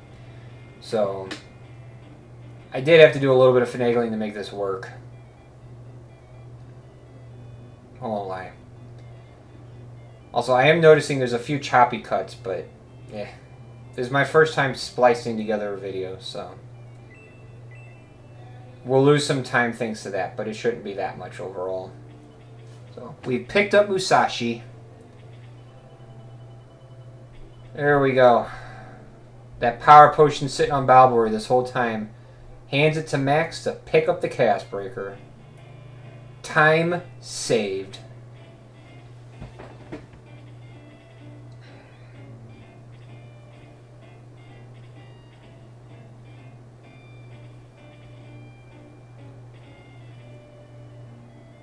You just splice the video output rather than splice together inputs? Correct. This is not a pre-inputted thing. That's why I said... No, this is video being spliced together. That's why this is, in the truest sense, this is a segmented run that is tool assisted. It's not like a task in the way that people think about tasks. Except, right. Exactly. Well, Chaos wasn't the only battle. Partly why this project took so long was because, like, I redid Chapter 4. Well, I redid Chapter 4, which led to needing to redo Chapter 5 and Chapter 6. Obviously, I had to redo Chapter 7. Or, not Chapter 7. I had to redo Chaos. I redid 1-4 3 times.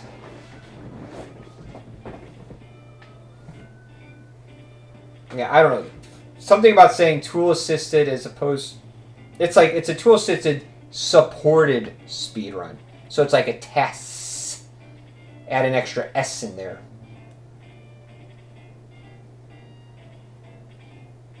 I mean, because this isn't getting submitted to, like, task videos. Like, I'm not worried about that.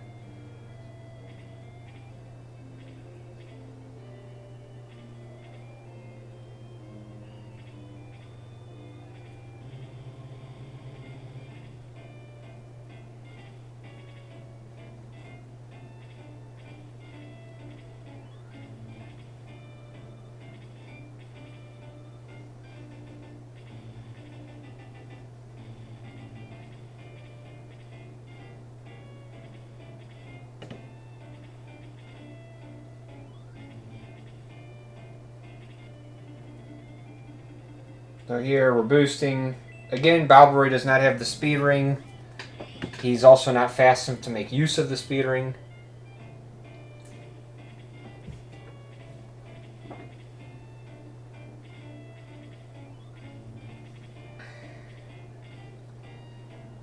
This is also probably a battle where we're not going to gold. We may even lose time. I don't know. Some of these fixed snipe battles, there's just not much you can do to improve them. They're just fixed snipes. When Ty talks about free, these types of battles are the ones I consider to be free. Wherein the only thing that could possibly go wrong with Balboa missing the snipe target. That's it. Everything else, you're just standing there. Laser eye, you're just standing there. This battle, you're just standing there.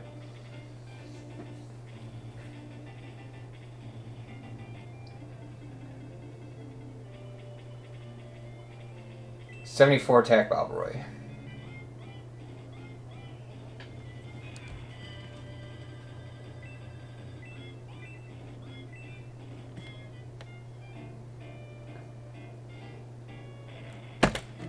.73 feels like the ceiling, so 74 is plenty. Or rather, 73 feels like the floor. It feels like you can do it with 73. 74 is obviously better. So here we go. 3 hours, 4 minutes into Chapter 8. Chapter 8 is total madness. I won't lie. This Chapter 8 is where the run like Ty made the mention earlier about how 1-4 looked like a Kobold video. Chapter 8 feels very much more like a Kobold type video with the amount of like control manipulations that I went to. The first thing you'll notice is I don't pick up Hanzo. Don't need him.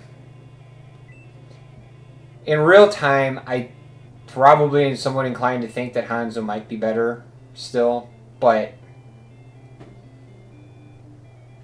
I'm still not 100% sold on that crit thing. I haven't experienced it. I get the mechanics. I get that the numbers say it's better, but my heavens, I have struggled like nobody's business to try to get Hanzo to crit or double more than Musashi does. So, as it is, this is our second time visiting Nova.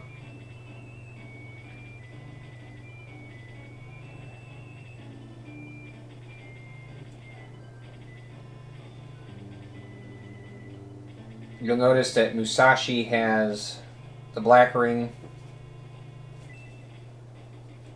If you're worried about him not having an extra boosting ring, don't be worried, because the black ring is a boosting ring. It works. So here, we're up against a tough split here, but I still think it's pretty good. I still think we're going to save time, even with needing to level up Henri as much as we need to.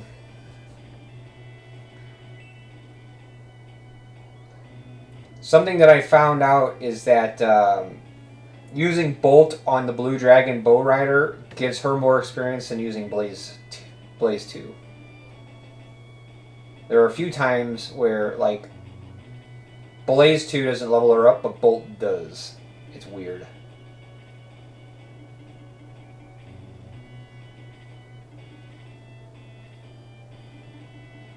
And even this battle is a battle that I feel like still could be probably a little bit better. You'll especially see towards the ending. It gets a little clunky, but...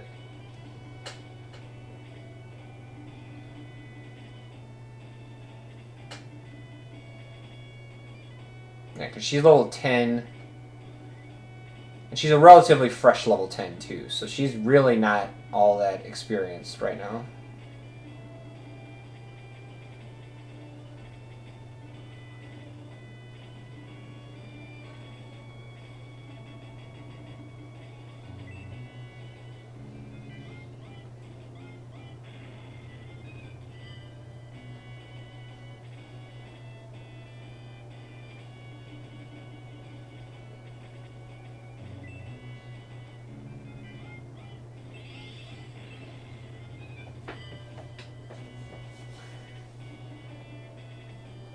Alf and Tarasu, they're both for positioning purposes,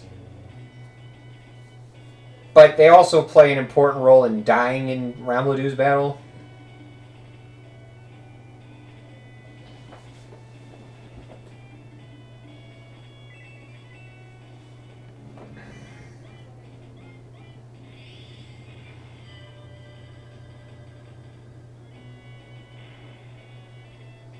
Here, with the Evil Ring on Peli, even though I probably would prefer to have it on Musashi, Peli is never going to outturn these Chimera. Peli is far too slow. Hanzo has a chance to outturn the Chimera. Musashi does have a chance. It's not a very good one, but...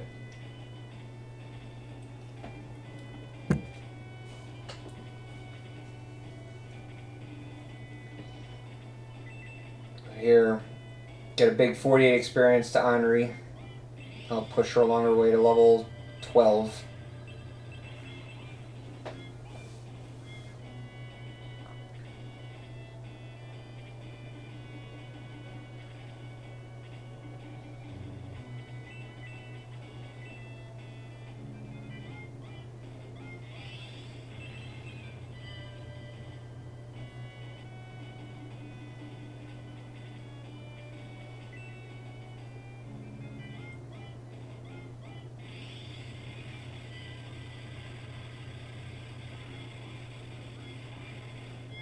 Get our first of several Evil Ring uses. No crack.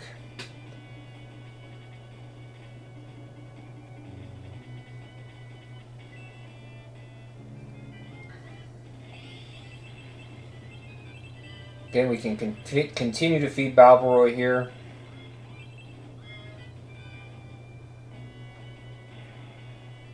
I believe that Chimera is wounded enough that Tau is able to wipe it out. The Evil Ring is just so ridiculously good. Absolutely.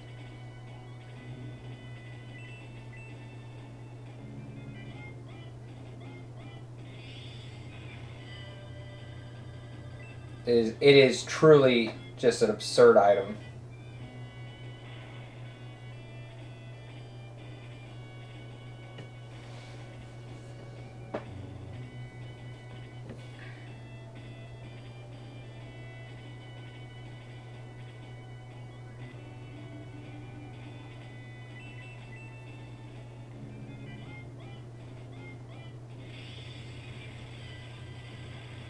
So like here, Bolt levels.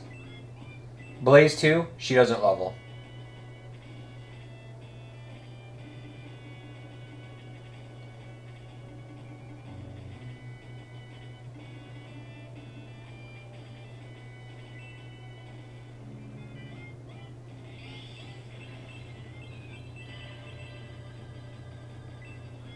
Balborough just gained 3 more attack. This Balborough is now so strong, I do not need to power potion him for Colossus. The best part of the Evil Ring works before promo, 100%.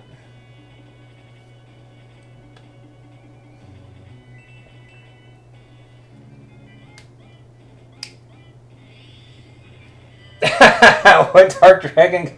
I don't know. Plus 3, I know. And again, I wasn't manipulating that level up. So during this playthrough, Balborough has had 2 absurd level ups that were Bob Ross's. I was not trying to get them. I picked up the Power Potion, fully intending the Power Potion Balborough. And as it turns out, Balborough is now strong enough, he can kill Colossus without needing that Power Potion.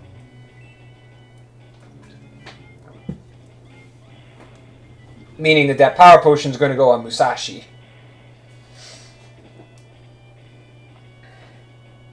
And if you're worried about that, wait until you see Pele's level up.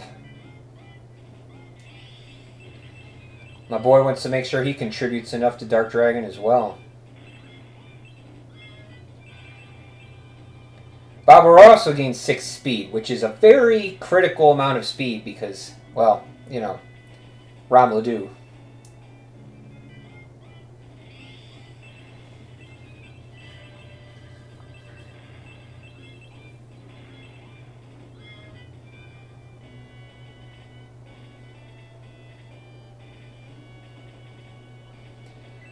Unfortunately here, I did not plan appropriately enough around Pele. We are going to pick up the Atlas, so in a better run, Pele wouldn't be able to pick up the Atlas. But yeah, he just gained 5 attack.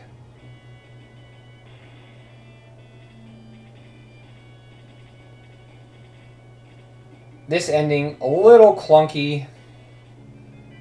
Like I said, I mostly had forgotten to equip the speed ring on Balborough for Ram Ledoux, so that's what kind of necessitates some of the weird clunkiness. Also, trying to get Henri, she needs 2 more turns to get to level 12.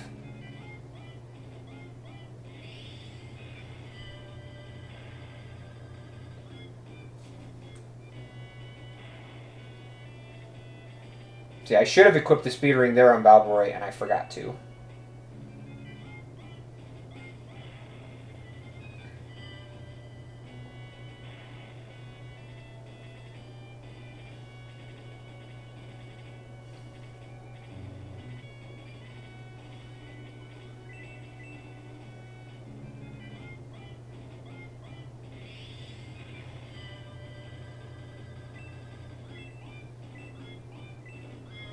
This Tau actually has so much magic, she won't run out in Dark Dragon.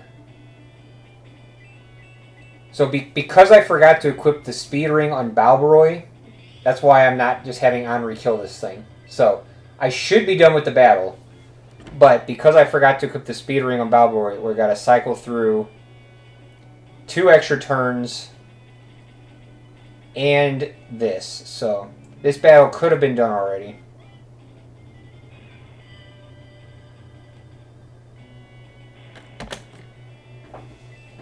I don't think it would have been a gold still, but it could have been faster. Because we need Balboroy to not die. You can see where we're at here. So we've got some fodder that's going to help keep people alive. Henri doesn't need a mobility ring with this setup. She's close enough to reach in 2 turns.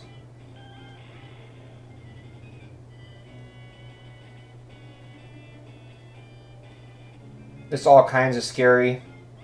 He missed. Barbaros. He would have been fine. He's strong enough to tank a hit, and he's not going to get hit with a laser, so.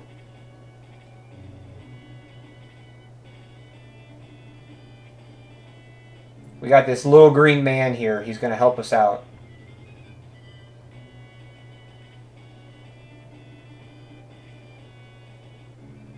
No, not Aleph.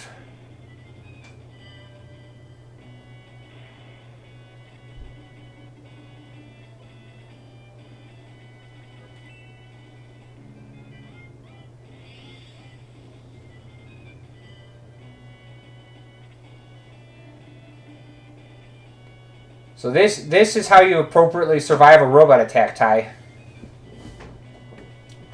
With ample hit points to spare. I shouldn't give Ty such a hard time, but it was a tragic way for that run to basically end. With his max only having 20 hit points and just getting rocked by a laser eye twice. So here, our fragile fodder appropriately take damage for us so that we're able to do this. In an ideal world, I don't move Max to save a little bit of time leaving the battle, but unfortunately, trying to roll turn orders for Musashi to go fast. Musashi is fast, but the Steel Claws are actually faster, so shopping for a turn order for Musashi to outturn all the robots, time-consuming. So in this case, I think he outturns like 2 or 3 of them. Yeah. He outturns 3 of them. So Musashi's equipping the Black Ring, so we're committing to the Black Ring now. With the Black Ring, he's able to... This is not a crit. Musashi just is able to do 37 damage. To kill Romelu there.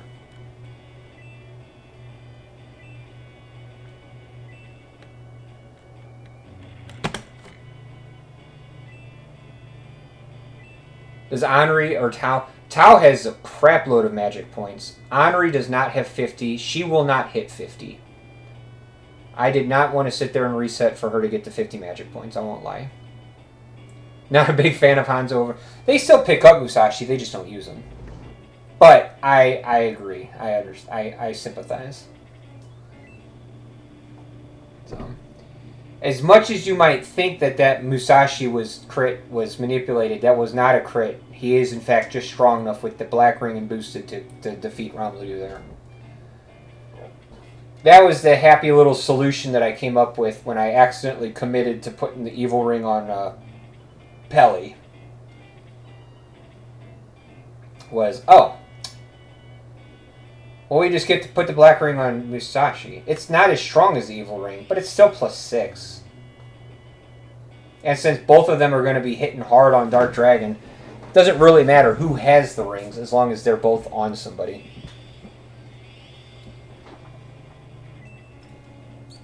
Alright, get ready for the wildest Colossus battle that you've ever seen. This is actually something I think could be done in real time. You gotta have the right speed Balboroy, and when you're not saving for turn orders, you have to have an appropriate turn orders on turn 2. Or rather, Balboroy's turn 2.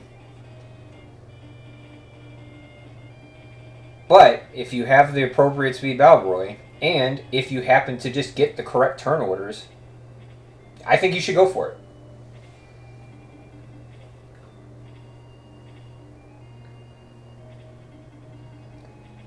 So here with the setup, Domingo is actually too close to the Chimera. He will aggro that Chimera.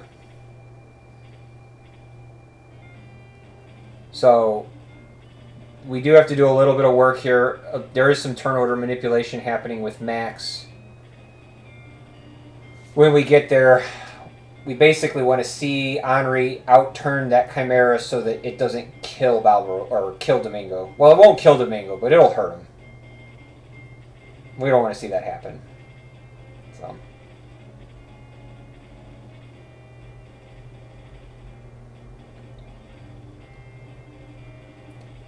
There is ways around this. If you position differently, you can put Max closer to protect Domingo, but, you know. That's one of those situations where you do just have to kind of know your team and plan for it, basically. You know, if you know that this is a possibility, then you may just want to position yourself better, and then you're going to just soak 2 Chimera hits. This setup, obviously, there are no Chimera hits initially.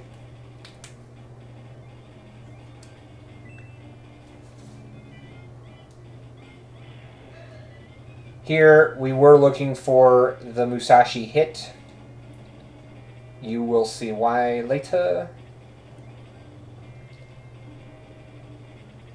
So basically, what we're looking for here on this turn from Balborough, we're looking for that armed skeleton and the Colossus head. Both of them moved.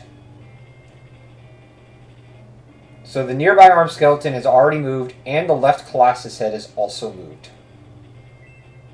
That's what you're looking for. The jets are irrelevant. If Balborough outturns some of the jets, it doesn't really matter. It kind of helps, but I mean, you'll see why. You'll see what I mean here in a second. Ty is back just in time to see the insanity of 8-3. Perfect.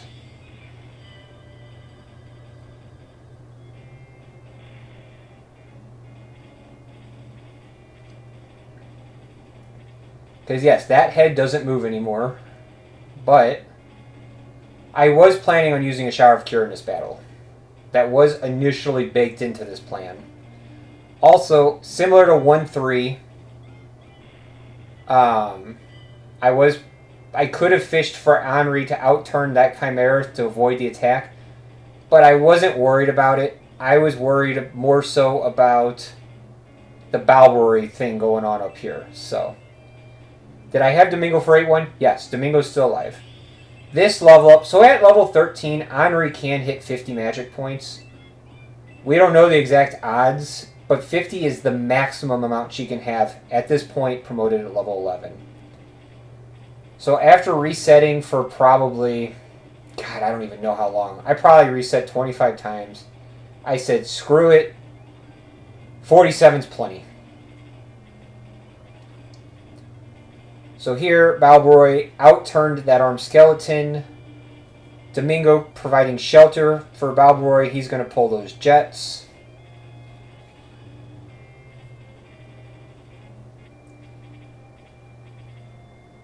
So that was the one big turn order there. Balborough out maneuvering that armed skeleton. That's what's critical to all of this. With the unequipped speed ring, Balborough really shouldn't outturn the Colossus head. I think Colossus have like 36 speed. This Balborough has, I think, 27 speed. I did end up actually resetting for not a freeze 3. It was one of those things where it's like you're more than able to tank a freeze 3 here. I just opted to manipulate it to where I didn't need to. Save the frames. Domingo did dodge, but obviously this is going to be the end of Domingo. Rip our little shellfish.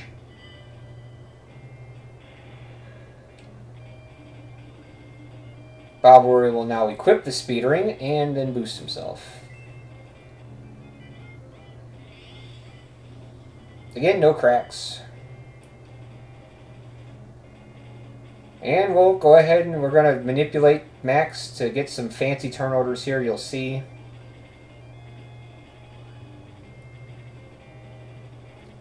Like, Balbor's going to have a hard time outturning Dragons and Chimera at 31 speed. But at 31 speed, he is able to outturn Colossus.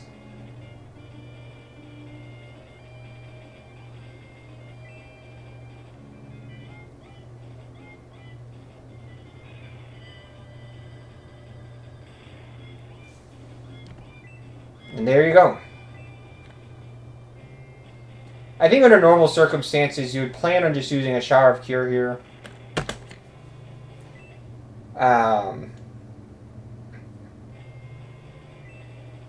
And like I said, the whole thing is built on the premise that you need a specific turn order with the Armed Skeleton to even make this work. So it's doable. Unsure of the practicality of it. We've got the extra power potion, like I said. We didn't need to boost Balbori up at all. So we'll just put it on to Musashi for some extra damage. Alright, so here we go. There's a little thing that happens with Dark Soul, another happy little accident that I didn't realize was how critical to all of this happening. Look to see if you can see it when it happens. Both Dark Soul and Dark Dragon are done absolutely ridiculously fast. Dark Dragon in particular is done just ridiculously fast. Also, I have no idea what my wife is watching, but she is laughing hysterically in the other room. She has the best laugh. The original plan for this battle was to have Peli finish off Dark Soul, but we're going to end the battle before Peli needs to attack Dark Soul.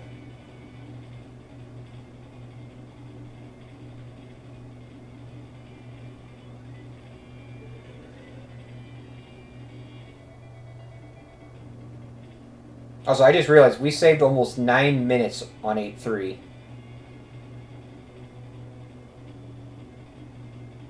It's ridiculous.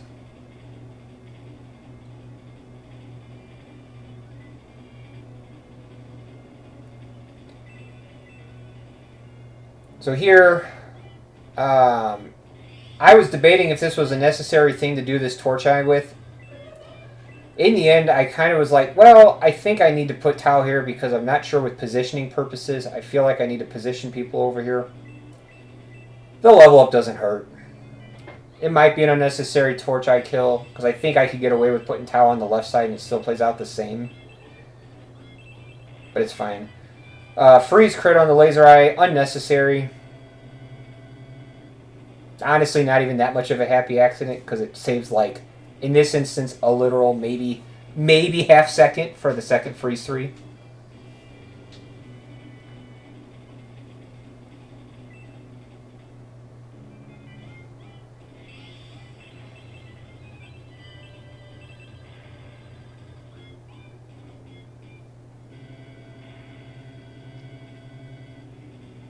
But just wait to see how much damage these mages do to Dark Soul. I like I said, this is one of the big Bob Rosses of all Bob Rosses.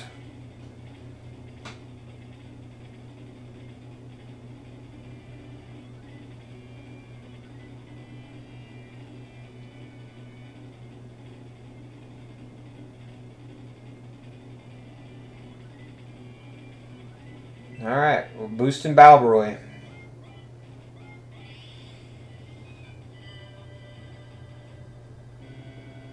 Dark Soul, Dragon. None of that planned for. Just so happened to happen. And now look at this. Yeah. That was a happy little accident of all happy little accidents right there.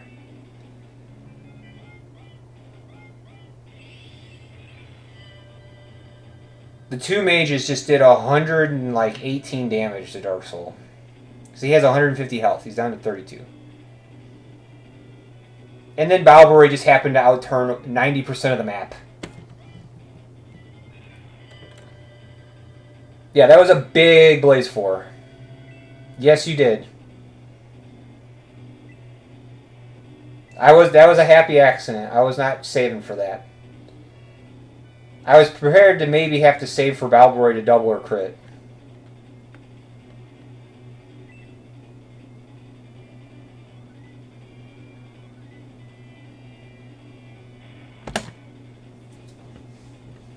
So that is a sub 3.5 hour Dark Soul. Alright, here's Dark Dragon. This is where things get stupid.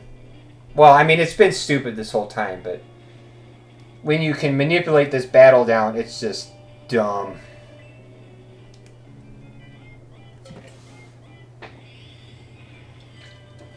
I think Dark Dragon will attack us just twice.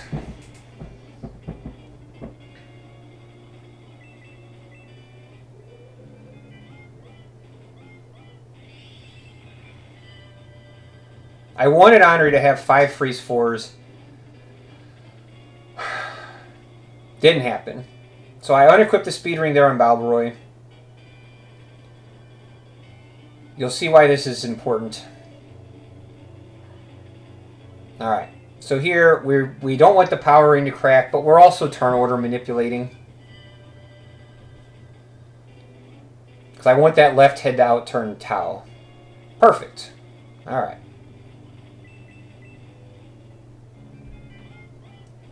This Blaze 4 from Tau is the little bit of extra damage Henri needs to solo this head. So Henri with 3 more freeze 4s will take out the left head by herself.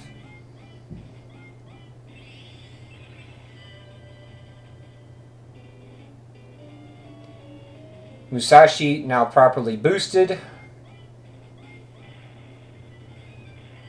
It's a nice double attack. Arm Skeleton comes down, doesn't bullet. Good.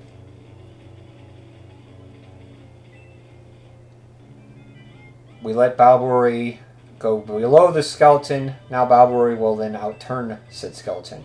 Definitely with a +5 speed. That'll help. I had to do it this way because I didn't realize initially that Max actually couldn't reach that pooper in time. So I had to leave the skeleton alive one more turn. Alright, so the center head's going to outturn here. Here's our first Dark Dragon attack. Center head outturns. Tau outturns. We're going to zip Tau in here. We're going to avoid getting attacked by center Dark Dragon head. Left head does nothing. Wonderful RNG, I must say so myself.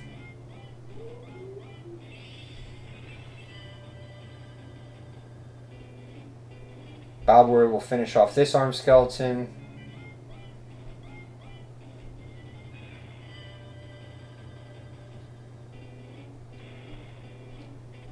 Musashi still boosted.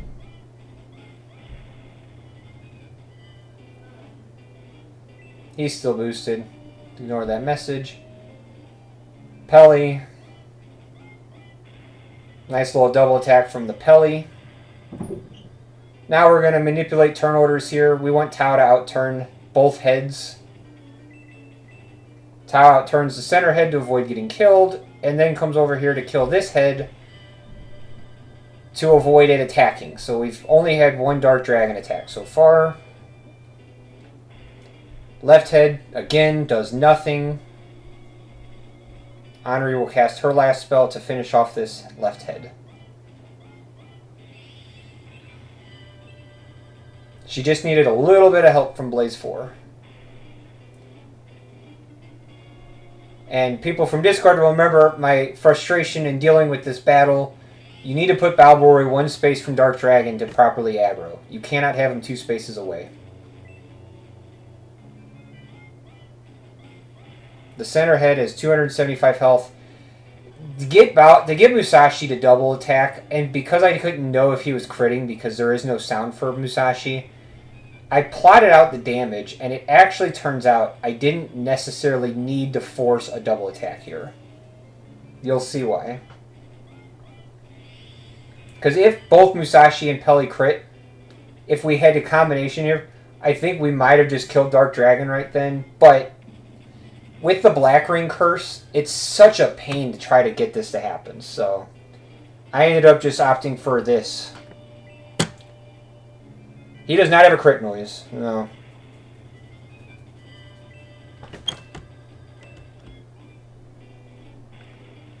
There you go.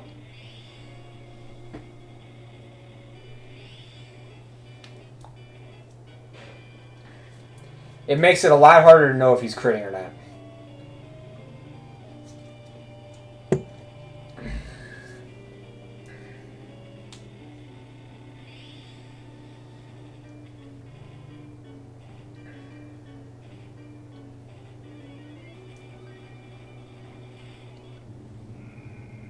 A 5-minute Dark Dragon. Like I said, it's totally insane.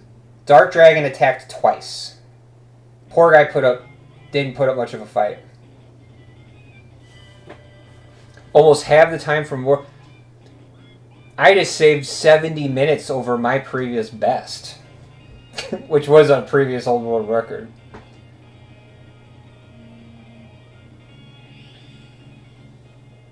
Yeah. So what's the point of all of this? So I want this video to exist for a few reasons. One, in a way, it does showcase the limits of what we can do, because this is not a replicable run,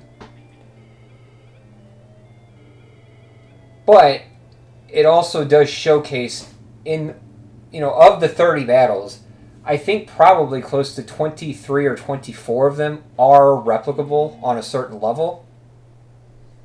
Obviously, in this run, we get perfectness across the board, which helps. But, it gives us an idea of the ceiling. What can we realistically try to do with Shining Force? Can it be pushed to 330? I don't think so. But yeah, so Pyro, if our goal is sub 4, then we have 20 minutes to lose on a perfect run. So that's my point exactly. So I have a little file here. I might actually, once I kind of get it written up a little bit better, to try to show people. Actually, let me see here. I might be able to. Well, I don't want to share it yet because I want to. For the sake of the video I'm recording, I want to get the whole rest of this video, the end credit scene, recorded. But yeah, so obviously in the most clearest sense, you've got 20 minutes, or you have 25 minutes really, over a perfect run that you can afford to lose. But it's a little unrealistic kind of think about it like that. Basically, what I've done here, and I'm going to share this screen here at the end of this video, which I think we've got like 4 minutes still, but I was more or less plotting out what needs to happen to actually, the point of this run was to give us something to compare against, because if we don't even know what a sub 4 run looks like, how would we ever hope to actually get a sub 4 run? Does that make sense? So like I had mentioned to Ty, I don't know if Ty remembers, but when I was explaining what I was doing, he's like, sub 4 is never going to happen. I'm like, well, sometimes you have to do bad in order to do good. And what I was referencing is that we're never going to get a sub 4 run if we don't even know what it looks like. We need to actually have something to showcase what do we even need to do to get a sub 4 run. Where can I be slower versus where can I afford, where do I need to be to be better? So that's one of the helpful things here. And then also, like I said, showcasing here, there's 3 things here from this run in particular that I think could be adapted into the real-time runs that I think can still help save some time. Number 1 is the 3-2. So 3-2's gotten a lot better from what it previously was to begin with, and even what it's at currently. I still think 3-2 is really good. But what I did in this run with boosting Max, then boosting Balbaroy, I was still able to save tremendous amount of run. Like, I did actually document a lot of this stuff here along the way. So, like, my previous chapter 3, so when I say previous, it was the previous assisted attempt, was an 1822. This chapter 3 was done in 15 and a half minutes. So I saved nearly 3 minutes over the previous perfected chapter 3. Some of that comes from one-shotting the Master Mage, but the other half of that comes from the improvements to 3-2. You know, like a 10-minute 3-2 seems really good. I did 3-2 in like 7 minutes. Like, it's so much faster to do it like that. Like I said, there's still some work that has to be kind of ironed out. Obviously, with the sniper moving, getting that formation, that's a whole RNG factor. I have no contingency plan for that. But otherwise, the maneuvering of Balbori along, and you could see he still gets plenty of experience. He ends up picking up a lot of experience in 4-1. Experience that was otherwise, that we weren't maybe even considering.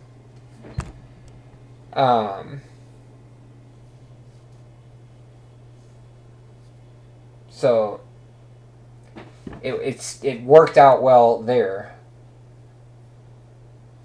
Alright, let's see here. So we're almost done. We got 10 more seconds of this video. The end.